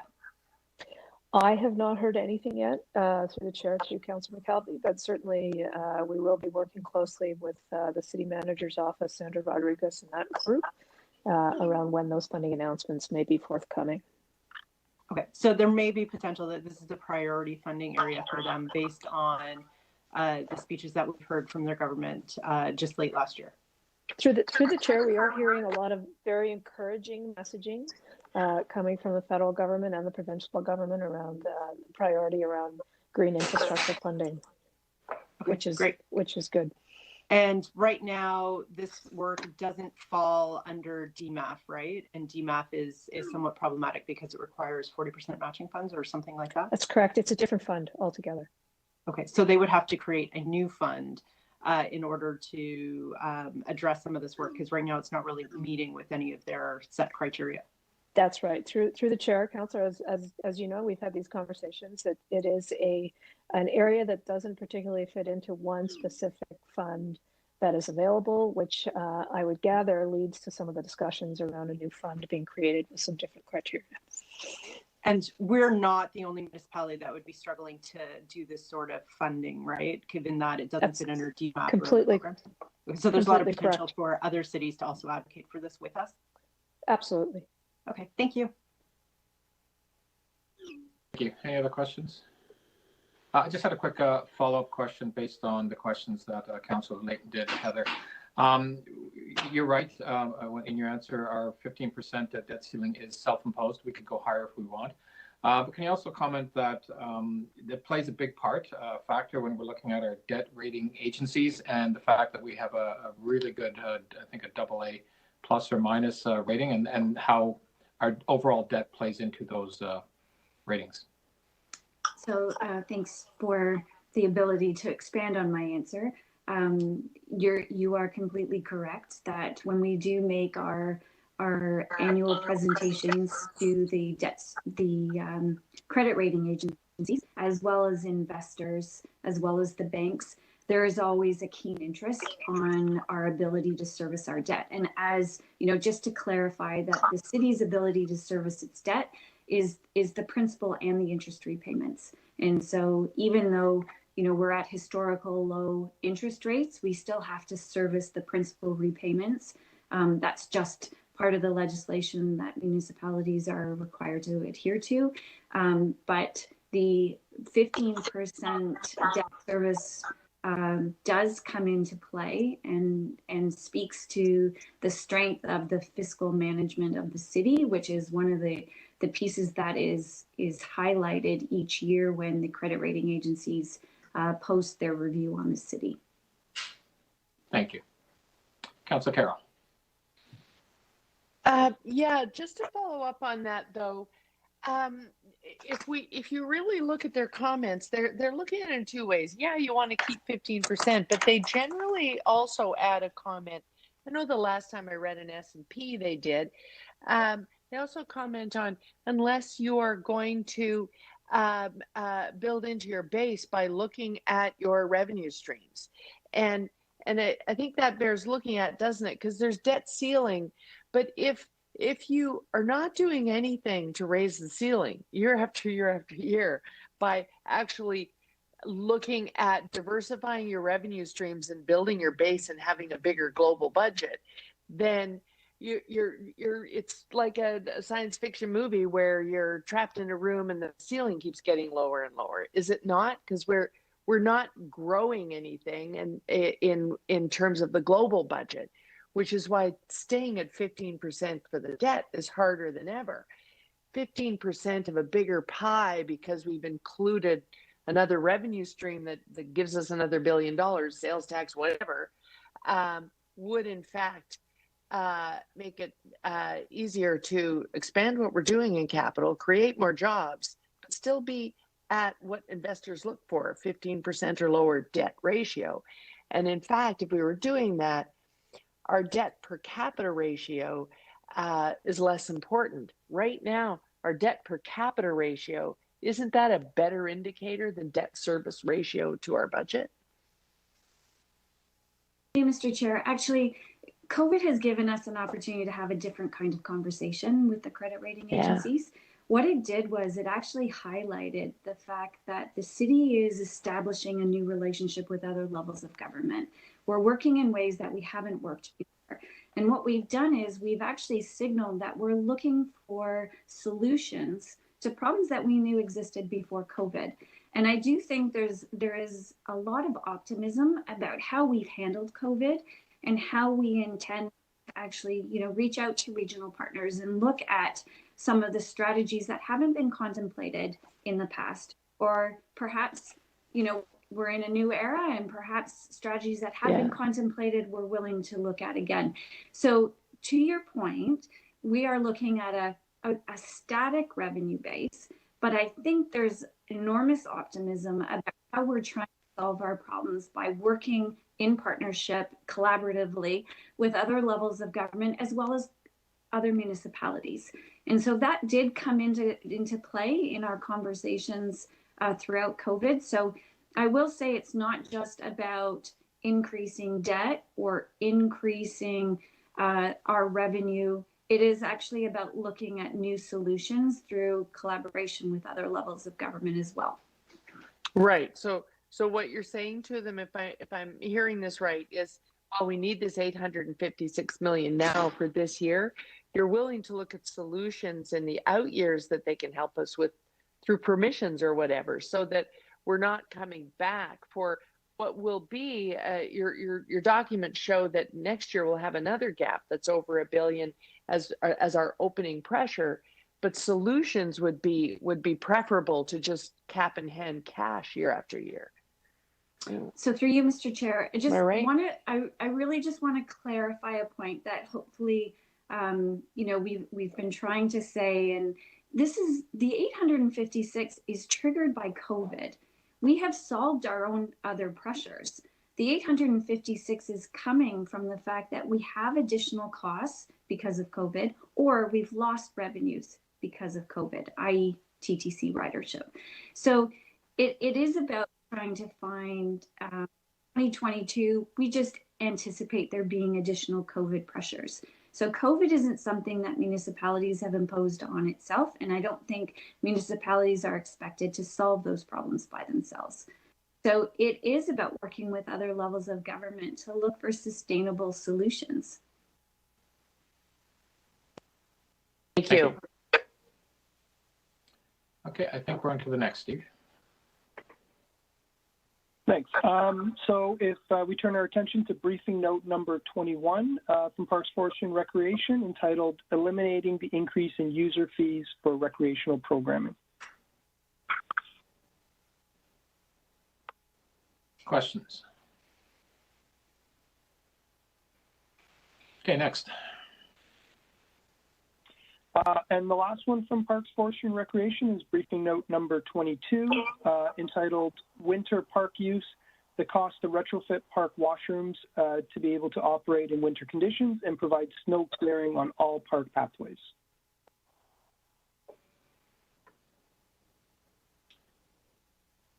Is that a hand up, Councillor Layton? Yeah. Okay. Yes, please.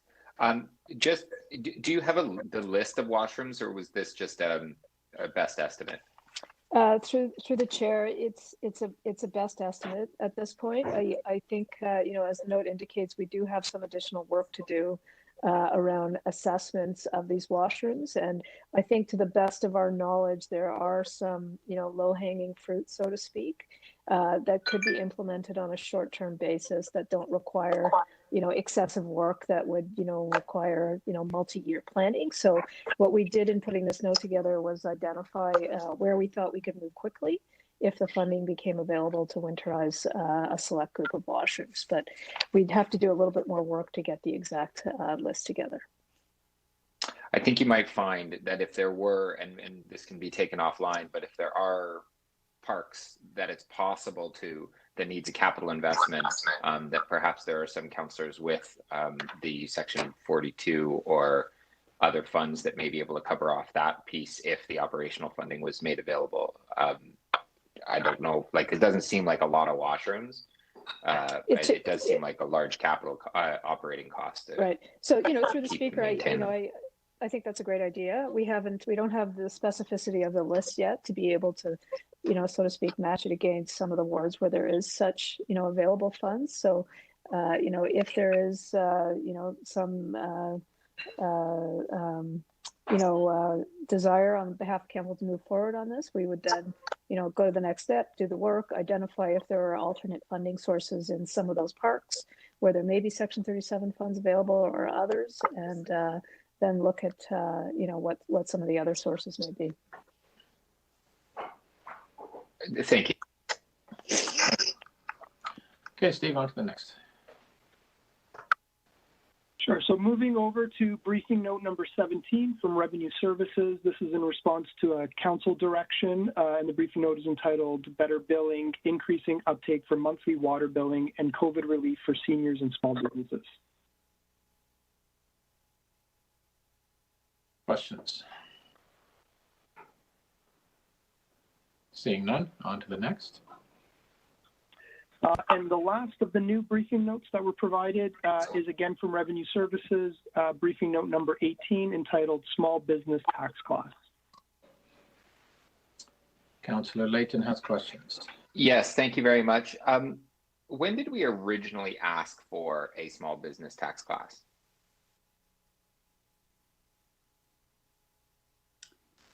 Through you, Mr. Chair, I think Casey Brendan is on the line, and I think he has the history of this particular item. It did come out in the TOR report.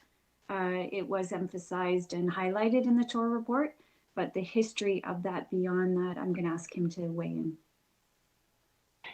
in. Casey might be just old enough to answer it. Thank you, and through you, Mr. Budget Chief and Committee Chair. Thanks, Heather. Thank you. The request for a small business class has been made by Council on a number of occasions in the past, and we're going back to sort of 2013, 14, certainly 15, 16. And so we have been asking for a small business class as a way to provide targeted tax relief for quite some time. The province, this is the first time in November's budget announcement of last year that this became available to us as an option. So can I just ask a more general question about how we undertake identifying other tax classes? Because I'm getting in a bit of an online social media debate with someone about about providing for a more progressive property tax class in the residential band. Is it possible for the city to set tax classes based on property value?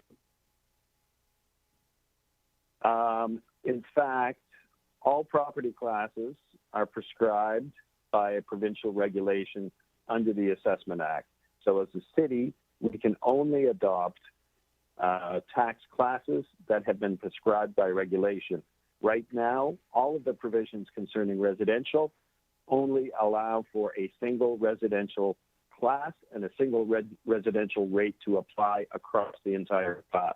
So the idea of introducing higher tax rates for higher valued properties at present doesn't exist as an option unless it was regulated by the province. Okay, thank you. Welcome. Seeing no other questions? Okay, Steve, next.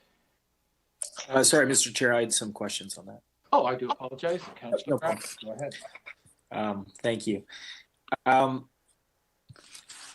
The regulations for small business tax class, are we talking about regulations that would apply under the COVID relief program for the province's small business supports, or a new tax class that can continue after the pandemic? Again, through you, Mr. Budget Chief, and thank you, Councillor Bradford. This is a new regulation that would amend the existing tax class regulation under the Assessment Act. So it is not related to regulations already released that deal with COVID. We are waiting for a regulatory amendment to an existing regulation right now that sets out the allowable tax classes. Does that answer your question? Yeah, so this is not related to regulations with the COVID relief program. We're talking about the existing tax class and amendments to those regulations. It's an amendment to an existing regulation, yes, not related to COVID. Right. Okay. If this takes, I think you said on page 3 to 6 months before this could roll out for us to get our stuff lined up to be able to deliver that here at the city, and given that tax bills are already going out, how would this help small business in 2021?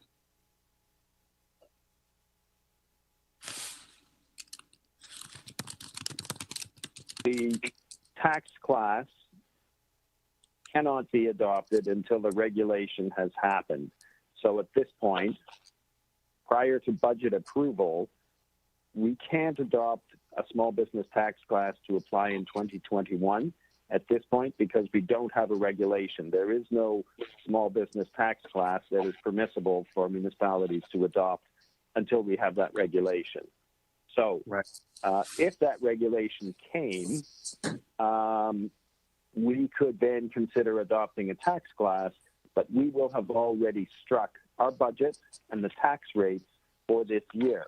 And about mid-April is the latest date, because at that point, tax rates are struck and the bills are calculated to go out for final billing.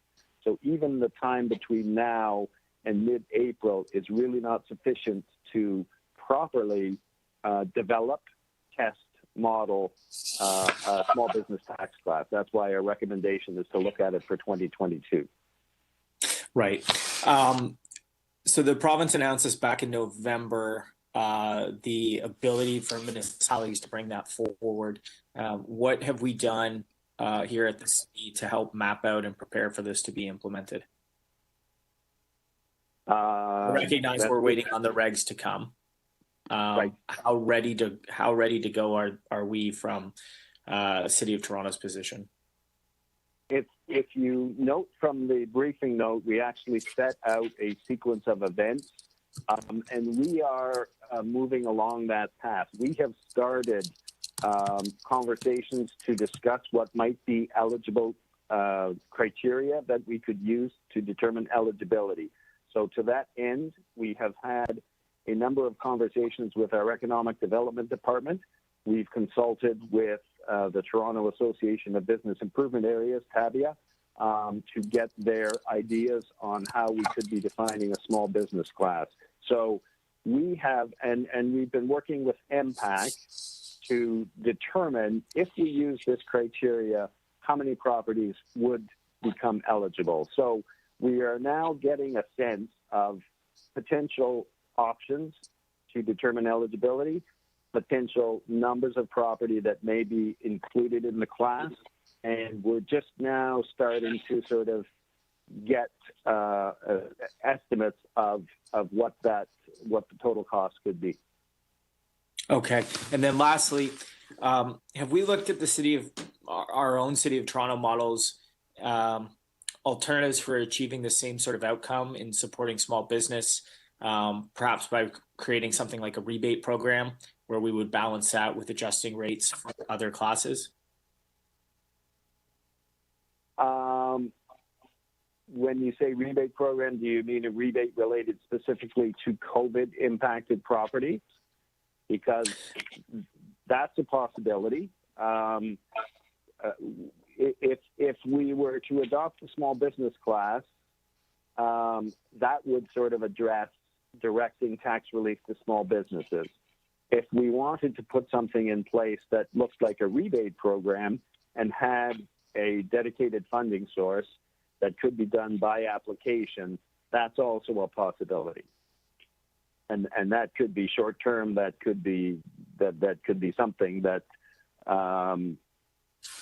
if we wanted immediate relief for COVID properties.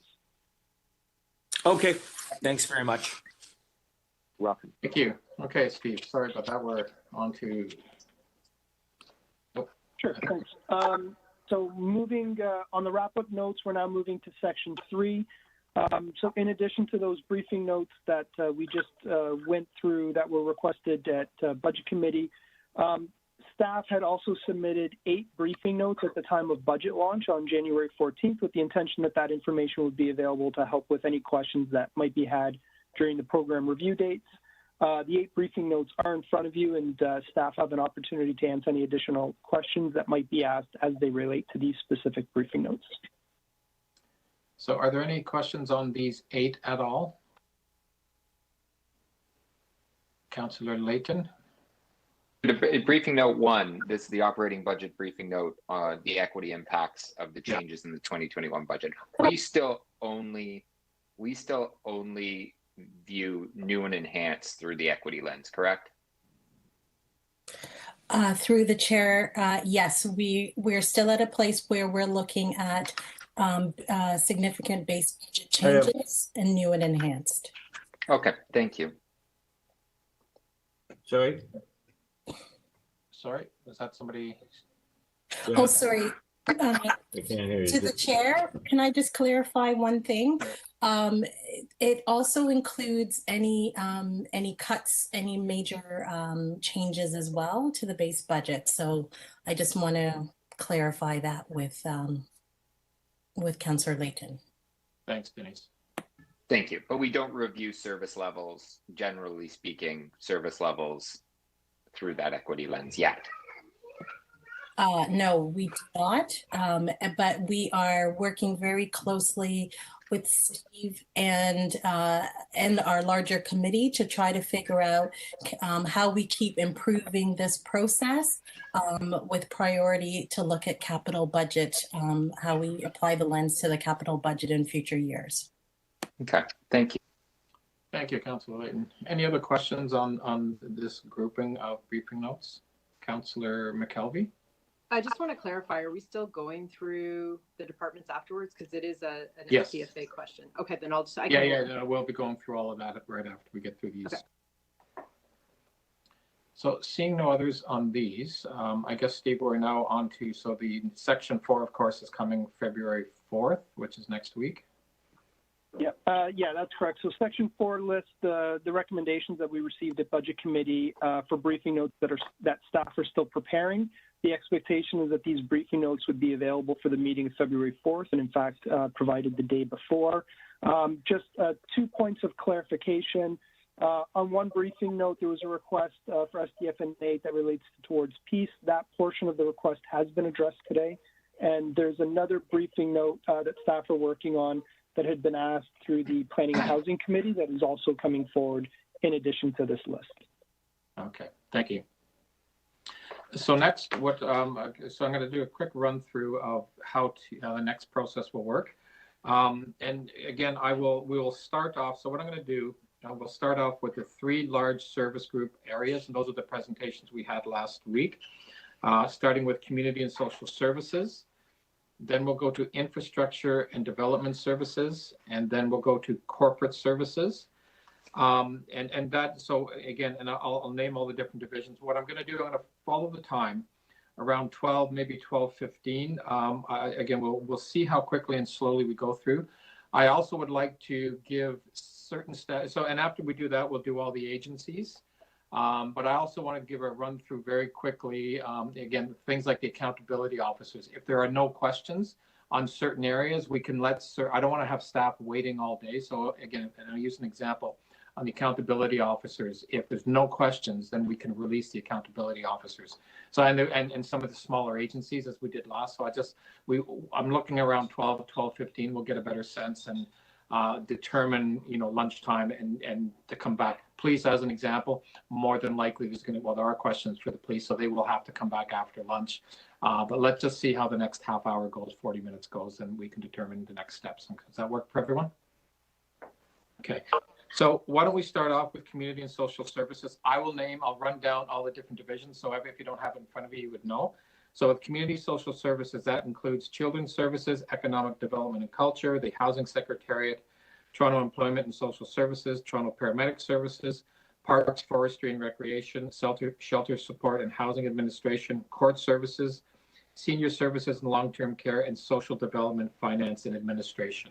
So what we're going to do, I'm not going to go individually as we did last week, but are there any questions in this service group area? And I believe Councillor McKelvey, you had indicated yes, so we'll start with you then. Thank you. Just name off the division and then we can get into the questions. So it's a question for SDFA. During one of the deputations that we had this week, we heard about the food access and coordination and support table and how helpful that was last year. I'm just wondering how it's being resourced this year, and will that continue as food security remains a problem during COVID-19?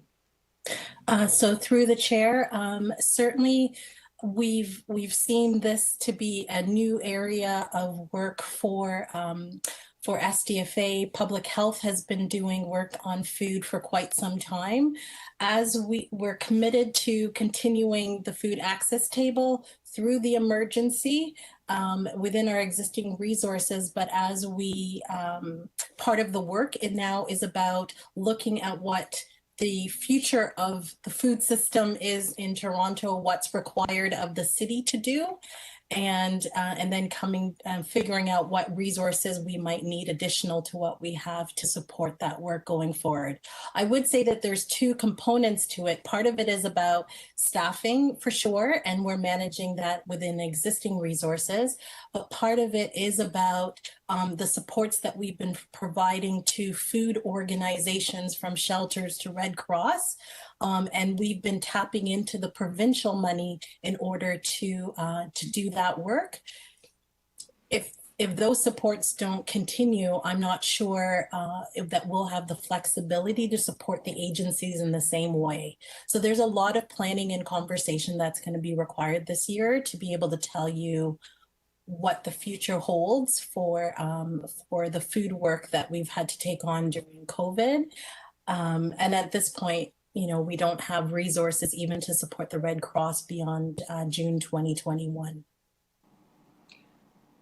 Okay. So you don't know what the situation is going to be. You don't know what the needs are, but we do know that should there be a need for it, it's important. So, I mean, what's the backup plan right now?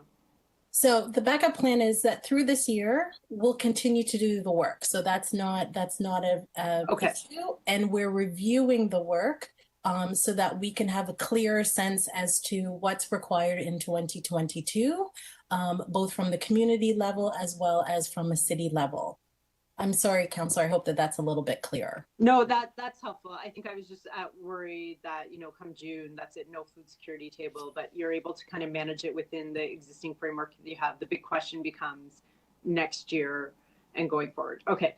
And then many of the staff that are there have been redeployed from other areas, and we need them to get back to work as much as, you know, I know that folks, for example, from energy and environment were helping out, and, you know, food security is, you know, a very pressing need now. Have we transitioned back? Are we transitioning them back so that they can still meet their goals and objectives for the year? Are we in that position yet?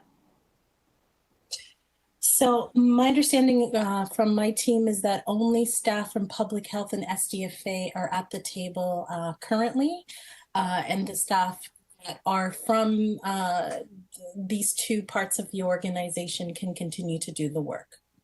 Okay, great. Thank you for all your great work on this. Thanks, Councillor. Thank you very much. Next, we'll go to Councillor Bradford. Thanks very much. Through the chair, just some questions for SDFA. A few follow-ups on the conversation from Community Crisis Response. Yesterday, we heard quite a bit of discussion about this at exec, and I think that there are, you know, as Denise, as you have expressed as well, concerns about how quickly we are able to bring the community response model forward. I understand that a lot of work has gone into building that program out and how we would get towards implementation.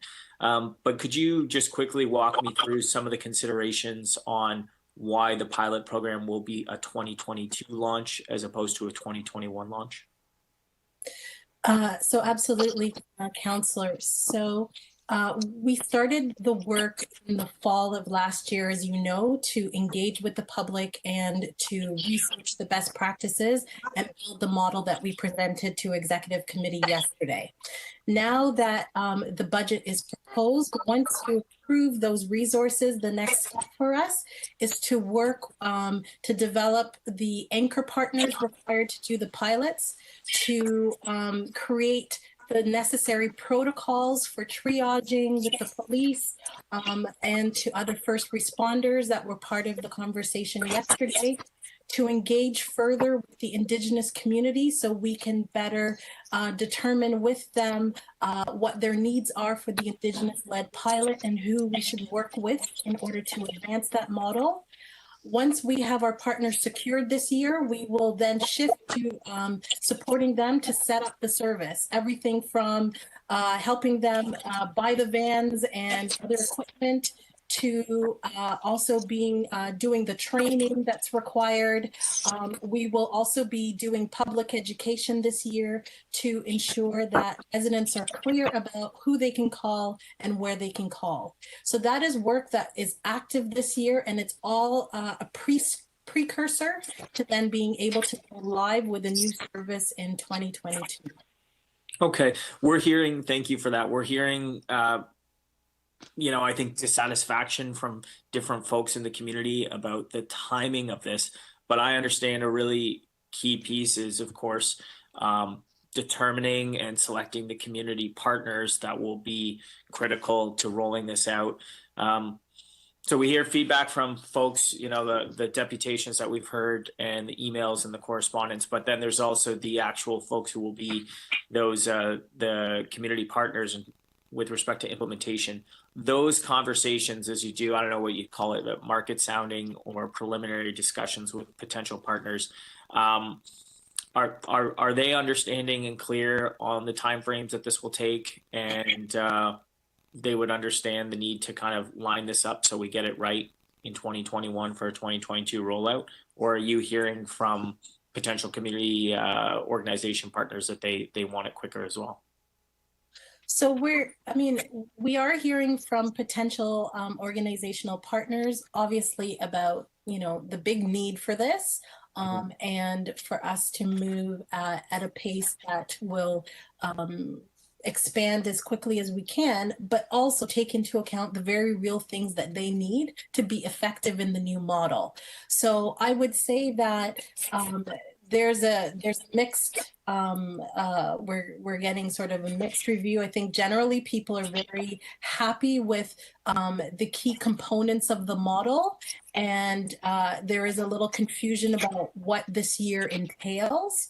And I think the next, once people understand that it's active development and things are moving for a live service 2022, what we found from potential partners is that they understand it and that makes sense, and they want to be set up for success in this program. I think the outstanding question is how fast will we get to full citywide implementation? And as you heard yesterday, that really depends in part in terms of how well the investment in the community support system, how fast that happens and how extensive that is to allow our partners to be effective in our new model. Okay, two more quick questions. Zooming out, bigger discussion on policing reform in the city. When we take a broader look at all of the components of tasking, the things that we can change now versus more gradual change over time, what are we bringing forward and advancing sooner for the community? So I'm sorry, Councillor, I feel a little bit not as sharp on the details of larger 36 actions. I would say that both the city manager and the mayor have been clear with us that we need to keep at a particular pace on this, including sharing publicly how we're doing across the 36 actions. So I think that there are some priorities that have come out of the budget discussions in the last over the last week that will add new actions to the group. There is also some outstanding ones, particularly in terms of being able to talk about the further investments that's required in things like confronting anti-Black racism in housing and social development. There are actions related to those as well. And then there are more technical actions related to supporting the chief hiring, as well as actions that the police board themselves have taken on. So all of those things are active, and I see that the city manager is on. So if there's anything more specific than that you'd like to ask him, I'm sure he'd be happy to help. Well, I'll just jump to my last question. We heard throughout the deputations that the importance of continuity of care and really taking a holistic approach to supporting those who are experiencing crisis in our communities. The pilot approach model that we're building out right now, does this contemplate or incorporate any of the sort of wraparound supports that would help with that continuity of care approach?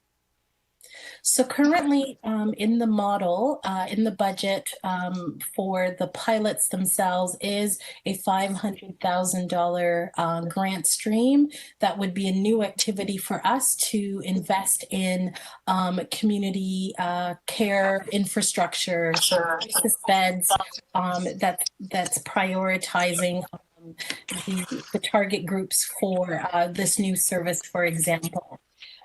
Community has said, and I think I echoed their sentiment yesterday, that more than that is required to get to a full, robust system. And we will need to continue to analyze as we roll out the pilots what the needs are and continue with our intergovernmental advocacy, as well as make the kinds of investments that the city is able to make into that system. Thank you. Okay, thanks very much, Denise. Appreciate your hard work on this. Thank you, Councillor. Any other questions? Councillor Layton? Questions are for shelter support and housing. Okay, I'll get them ready. Hello, Councillor. Hi there, Marianne.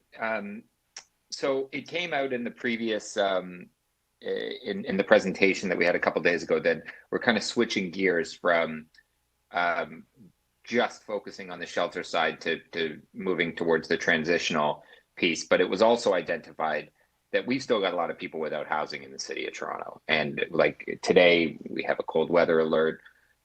We're still looking for temporary spaces indoors, correct? Yes, we are, Councillor. We continue to explore all those options with our partners in CREM. Now, what would you say are the biggest impediments to us actually identifying and opening more indoor units? I think the first impediment, Councillor, is finding the space. So we've activated every hotel that we've been able to identify. We continue to reach out to hotels that aren't operating at the moment. And then it's our capacity of our community partners and our own staff to actually provide the staffing and supports to those locations. Because we've doubled the number of locations, both our community partners and ourselves are under a lot of pressure in trying to identify the available staffing. What is our outlook for the next 2 weeks, month, with respect to identifying new spaces for people as we enter the really cold months of winter? Well, we have a couple of great housing opportunities that will be opening in the next few weeks. We have supportive housing for women opening in the downtown core. Our second modular partnership with the Housing Secretariat actually opened today and started accepting referrals. So all of those long-term shelter stayers that would be placed in those housing units will create space in the shelter system. We also have two other further hotels that we're hoping to open in the next couple of weeks, both in the downtown area. And we're trying to finalize those arrangements right now. Okay, thank you. Any other questions? Okay, we will move on to the next service group, which is Infrastructure and Development Services. I'll just run down the divisions so to remind you. That includes city planning, municipal license and standards, Toronto Fire Services, Transportation Services, Engineering and Construction Services, Office of Emergency Management, Policy Planning, Finance and Administration, Toronto Building, Transit Expansion Office, and Waterfront Revitalization Initiative. So are there questions of this group?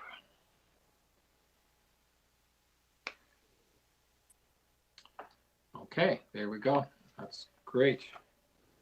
Next, we will go to corporate services. And again, in that group includes 311 Toronto, corporate real estate management, environment and energy, fleet services, Office of the Chief Information Security Officer, and technology services.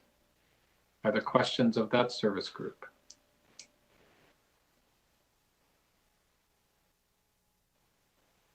Okay, so what we'll do next, I'm gonna jump around just a little bit here, and then this is just for the ones that may not have questions. So I'm just gonna run down this. This was on the third day. So we had, and this is just more on the city side. So Finance and Treasury Services, which is the Office of the Chief Financial Officer and Treasurer, and an Office of the Controller. Are there any questions on that? And then last is the other, which includes City Manager's Office, Legal Services, the City Clerk's Office, City Council, and the Office of the Mayor. Were there any questions on that group? Okay. So what we have left, actually, you know what, let me put in, again, I apologize for jumping around, and then we'll end off with the agencies. The accountability officers. I just wanted to see if there's any questions on any of the accountability officers. I didn't think so. So we'll be able to release the accountability officers from the meeting. Okay. So what we have now left are, let me just check here, our agencies. And so what we'll do is we'll just start off with, and I'll just go as they came before us, if that's okay. So I'm just going to name off, actually, you know what, here, if we can, I'm going to name off some of the smaller ones, again, so we can release them so they don't have to be waiting around. So, and these are, and I'll go through them, the Arena Boards of Management, Association of Community Centers, Exhibition Place, Heritage Toronto, TO Live, the Toronto Atmospheric Fund, Toronto Region and Conservation Authority, and the Toronto Zoo. Were there any questions on that group? Okay, so we will release those staff members who are on. So now what we'll end up doing, we're down to, so here's the list just so everybody knows. Toronto Public Health, Toronto Community Housing Corporation, Toronto Public Library, Toronto Transit Commission, Police Services Board, and the Police Services Parking Enforcement. So why don't we work our way down with that group? And then we will end off, I guess, create TO as well. So let's start with Toronto Public Health. Are there questions of Toronto Public Health, overall questions on their budgets?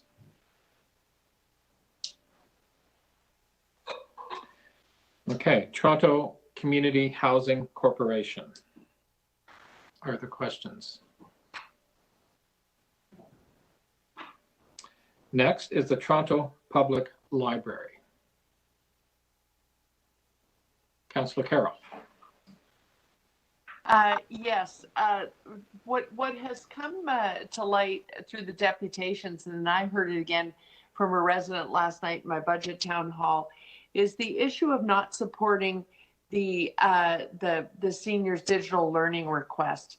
And I'm wondering if I can ask some questions about that, because there's some confusion here. It's in new and enhanced because what it is actually is an expansion of something that's been tried in certain branches, and there's sort of a breakdown of the new and enhanced request that is in your budget note that 2 FTEs would have gone to in branch digital learning programs for seniors, and then there was this community-based one.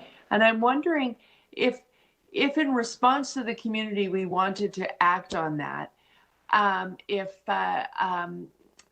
library staff could break down those two components for us and maybe suggest how we might spend for impact if we were going to spend the initial $200,000 that would have been the expense for this year. I think it's just $210,000, something like that. Where would that be going? Would that go to the branch learning program?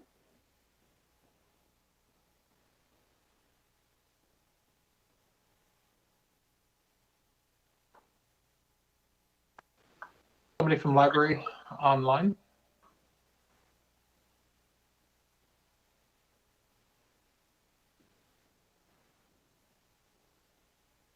This one is Vickery. Maybe we moved a little too quickly. Yeah, it's totally possible. Well, I don't want to hold up the meeting, Mr. Chair, if they are not with us.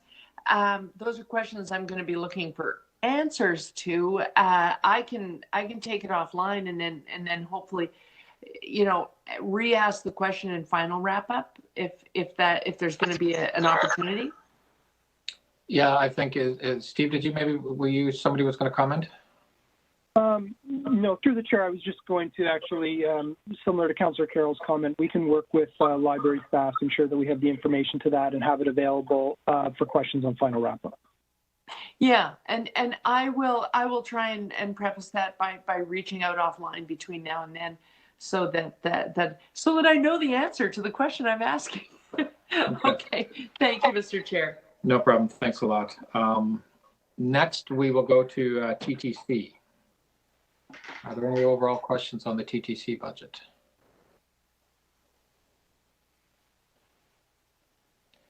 Seeing none. Let me just do before we go to the police, because I know there are questions on there. I'm just, is there any questions for Create TL? What's the other division? No. Or agency, sorry. No. Okay.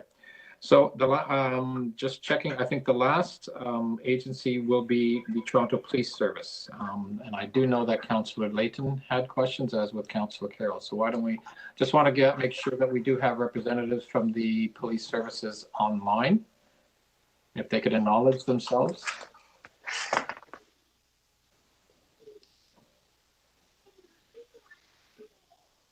Oh, I see 40 College. Okay, so 40 College 7A meeting room is connected. Great. Oh, I see. Everybody's so small there. I see a couple That's a bodies big at the end of table. the table there. We got to cut half that table out of the budget immediately. So we can see you. So I thank you very much. In the last couple of days, the police have responded to a bunch of requests I've had through our financial staff at the city, which I asked for in a briefing note, but I got it on all the same. I'm just going to ask it though, so that we hear it publicly. What is the cost, the operational cost of administering 911 to the police?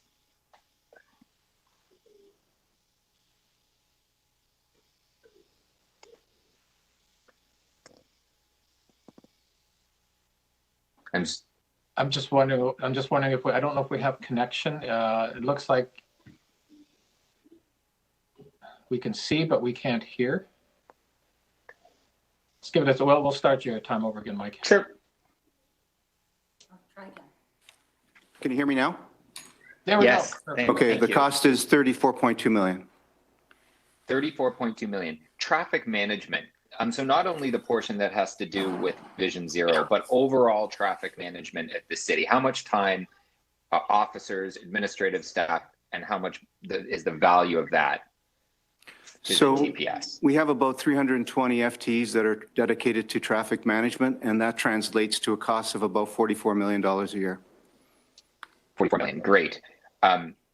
Now, there's some numbers circulating about what amount of time and money is spent on crisis or responding to crisis calls.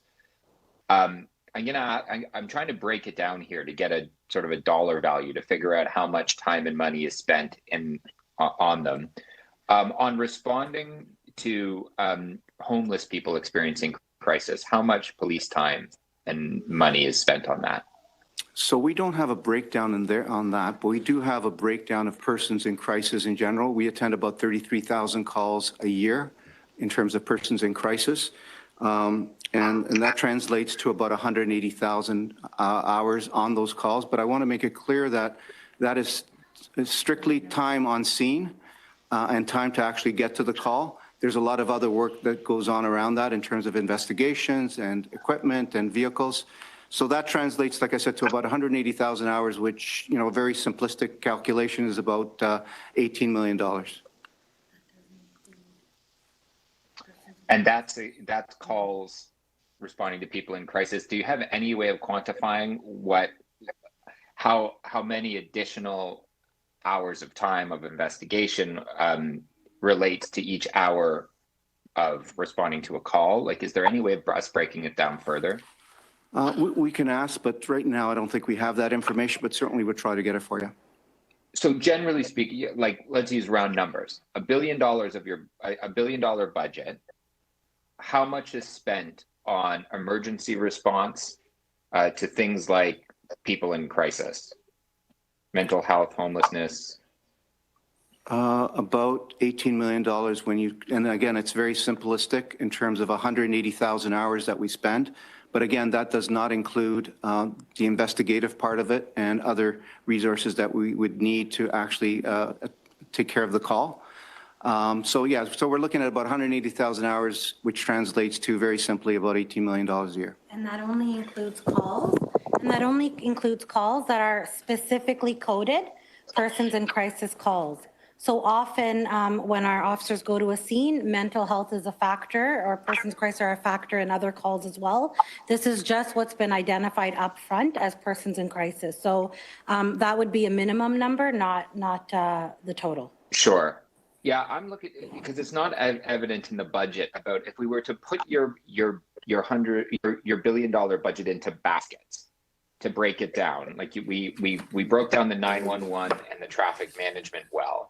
Are there other ways to break down your budget about how much time officers and non-uniform staff spend on certain baskets of responsibility of the Toronto Police Service? So in terms of the time tracked, what we had provided is specific time at scene. And so it's quite a limited number. What it does not factor in is investigative court, parade, training, the civilian support, all of the work that happens after an officer leaves the scene. And so, yeah, more analysis would be needed to really build in an all-in number. What we can tell you in terms of priority response overall as an organizational group, about 30% of our overall budget does go towards the priority response command that covers the 911 as well as responding to priority response calls. And then there's another portion around just community outreach and our community and neighborhood our community and neighborhoods command as well. And what portion of the budget is that, would you say? Just getting that for you. Just one sec.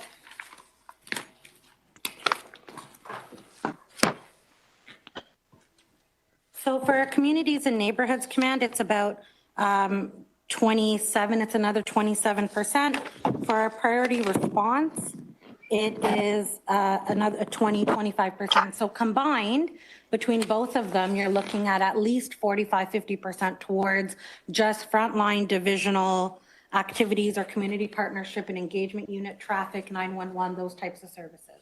So that's reactive and proactive. If I could be afforded one more question, this is my last one. On where do weapons find themselves in your budget? Or if you could tell me how much of the equipment budget on an annual basis is spent on weapons or contributions to the reserve for equipment of that nature? So weapons overall are handled by our armament section at the college.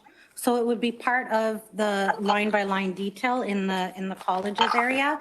I'd have to follow up with the specific cost on weapons and anything related to that. We can get to that information. That's great. Thank you so much. Thank you. Are there any other questions on the police budget? Councillor Carroll. Yes, I'm looking at the city budget note, the one that came at launch. I can't get to it now because there's another detailed capital project list. But I was wondering if you'd just roll through for me the new Division 54-55. Where are we at on that? Is this going to be a big spend year, or is that further on down the road? So as everybody knows, we do have a site for the Danforth and Coxwell. We've had that site now for a while. We've done some due diligence around environmental assessments because of what was on the site previously. Those assessments have been completed. We've hired an architect to actually start developing the program for that site. Our previous estimate, as we've reported in our report to the board and to the city, was significantly lower than what we're projecting it's going to cost now. We've now have the benefit of an architect being on site, and so because of construction costs going out and other delays, that has gone up. So we purposely tried to wait and delay it a little bit more until we got council approval to move forward, and that's to ensure that we have a budget amount that we can live within. So right now we're at a stage where the architect is actually working with our business partners in the division to actually develop a program for that building. There will be public consultation as part of that process, like there was in terms of selecting the site. So we're hoping to get in the ground next year sometime. Okay. And in terms of if we found ourselves having to delay because of our financial situation, that one really has to proceed based on the condition of the division houses that it's replacing, does it not? Yes, I think both sites are, well, I know one of them is at least 50 years old, and I think the other one is pretty close. And 54, which now houses our prime unit, is in pretty bad condition. So you're correct that we would we definitely need to move on that. Then there is the opportunity of those two sites, being considered for a return to the city so that the city can use them for other purposes or monetize that asset. Yeah. I've been to 54. We could actually loan it out to film companies filming period pieces. It's running out of time. Next generation 911. that project's sitting on your books, but it's being developed in such a way that it actually it continues to be partnered and connected to all the other emergency services. Is that the whole budget in your plan, or are there other costs that are being spread out between divisions? So I'll ask Savina to answer that. So for NG911, we just have a limited piece right now. For now, just the implementation piece. The full cost of NG911 still needs to be worked out. There's a needs assessment that is included in our capital program for 2021. Once we understand what the needs are and the requirements, then we can figure out funding and how that cost should be funded and as well attributed to our partner services as well. And is there a big procurement there, or based on layering on the system we have now, we know who we're going to be working with? We did complete a smaller procurement up front on this first phase, but yes, we do anticipate that there will be other procurements that still have to come to meet the full needs and capabilities that are required out of NG911 for future phases. I will tell you that that has also been sort of delayed as a result of COVID. And so our requirement to meet, and this is a CRTC legislated requirement, has been pushed out a bit. But as Savina said, we are going to be completing phase one, which basically requires us to move to a digital and allow for real-time text, and then basically shut down our analog system. That's proceeding. The bigger portion is going to be in our capital in terms of the actual site that we would have 911 on, and that's a discussion that we'll have with the city emergency partners as well as the city itself. Okay. And if I could just follow on Councillor Layton's questions, and in a way, I'm kind of putting civilian staff on the spot here. We had our discussion in executive yesterday. Were there service members? Did the chief have a senior team listening in on some of the discussions happening at executive yesterday? We did. We had a member from our strategy management office that was monitoring the discussion in terms of deputations, I guess, that were made, as well as the city presentation. I unfortunately was not able to, and neither was Savina, in terms of actually listening to some of those things. So we're going to get a briefing note at some point that will bring the chief and ourselves up to date. Okay, so I'm wondering if is there any kind of is there an initiative there? I know about the initiative; it's built into the budget to add mental health expertise to 911 dispatch right now. But is there also, given where the city is going, and that's pretty clear, and the recommendations that have been sent to the board, is there an initiative right now really evaluating how the new model could impact calls? Because I asked the question because I heard the answers to Councillor Layton's question. You're right. It's a person in crisis call if it's designated as such up front. But there are all sorts of calls that may come in as different calls and then evolve into, okay, the officer is now with this person for a very long time, and it's evolving into a person in crisis thing. Is there any evaluation going into, as we develop this model, if it becomes a partner to the MCIT or one day replaces them, but certainly partners, that you could actually be deploying officers back to more specifically crime-related actions, utilizing the team that the city's now creating? Are you looking at that and then factoring it into future projections of how you might be able to take the connected officers that are left and refocus them? Yes, there's definitely going to be a need as we move forward and the city moves forward with the pilot in terms of coordinating our efforts with those of the alternative response that's been proposed. So yeah, we continue to work very closely with the city to make sure that there's no duplication.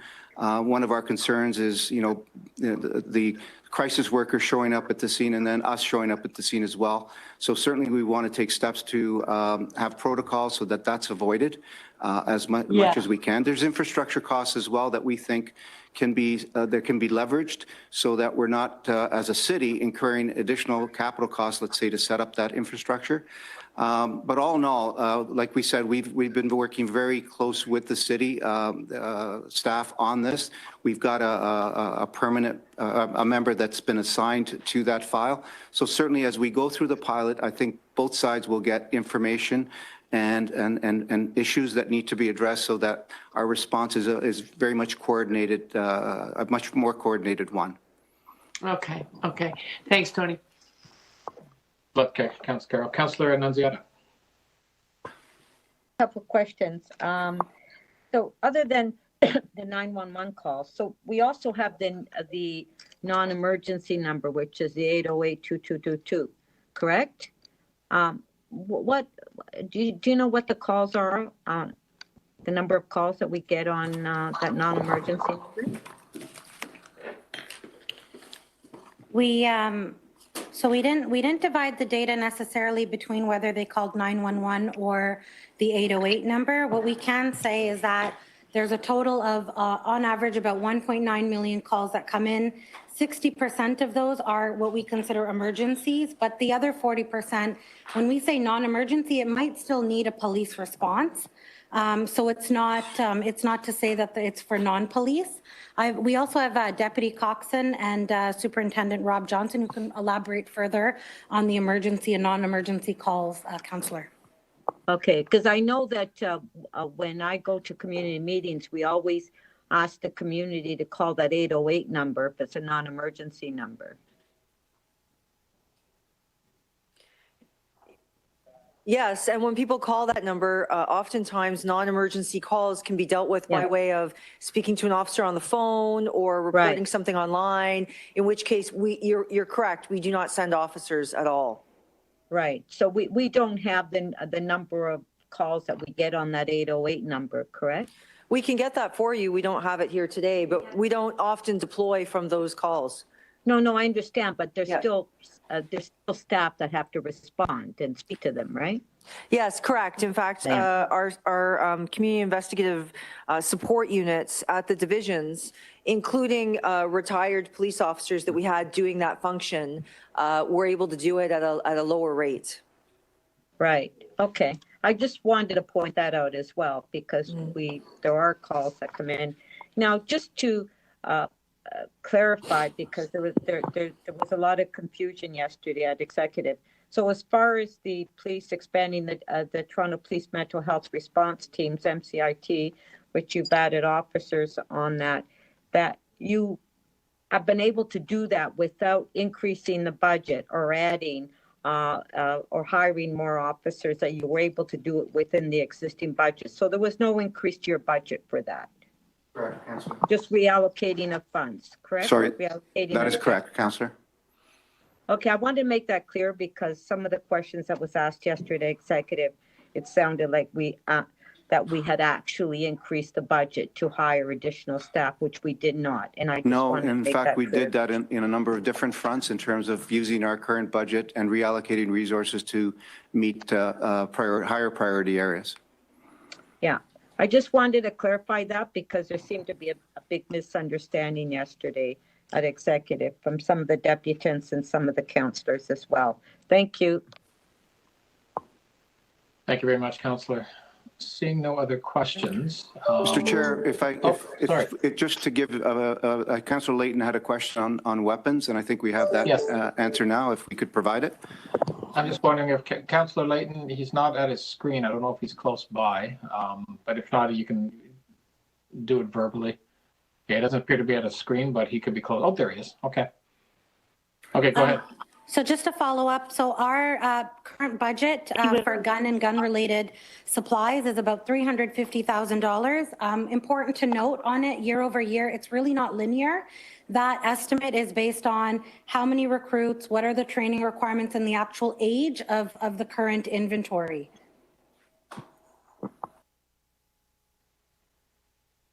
Okay, great.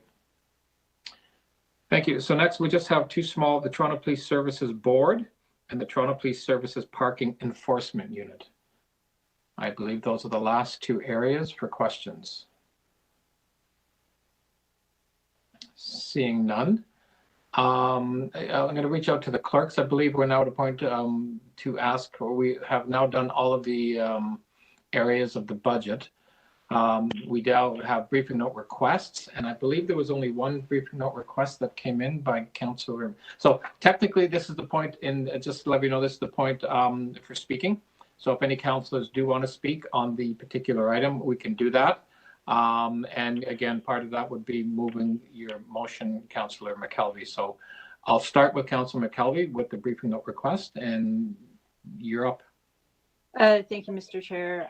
The briefing note request is that the Deputy City Manager, Infrastructure and Development Services, in consultation with appropriate staff from Toronto Region Conservation Authority, prepare a briefing note on the Toronto Wildlife Centre, including the status of the $750,000 grant provided to the TWC through the 2017 budget related to its Wildlife Rehabilitation Centre, including the status of work and the utilization of funds, and B, the status of the Mino Reserve $3.5 million project, including the funds spent, the work completed, scope of work that was defined for the restoration of the house and barn as directed through MM 44.99, as well as the status of the $450,000 reallocation of funds for the repair of the TRCA owned heritage barn and dwelling and placement of portable on site as directed by MM 2.23 in 2019.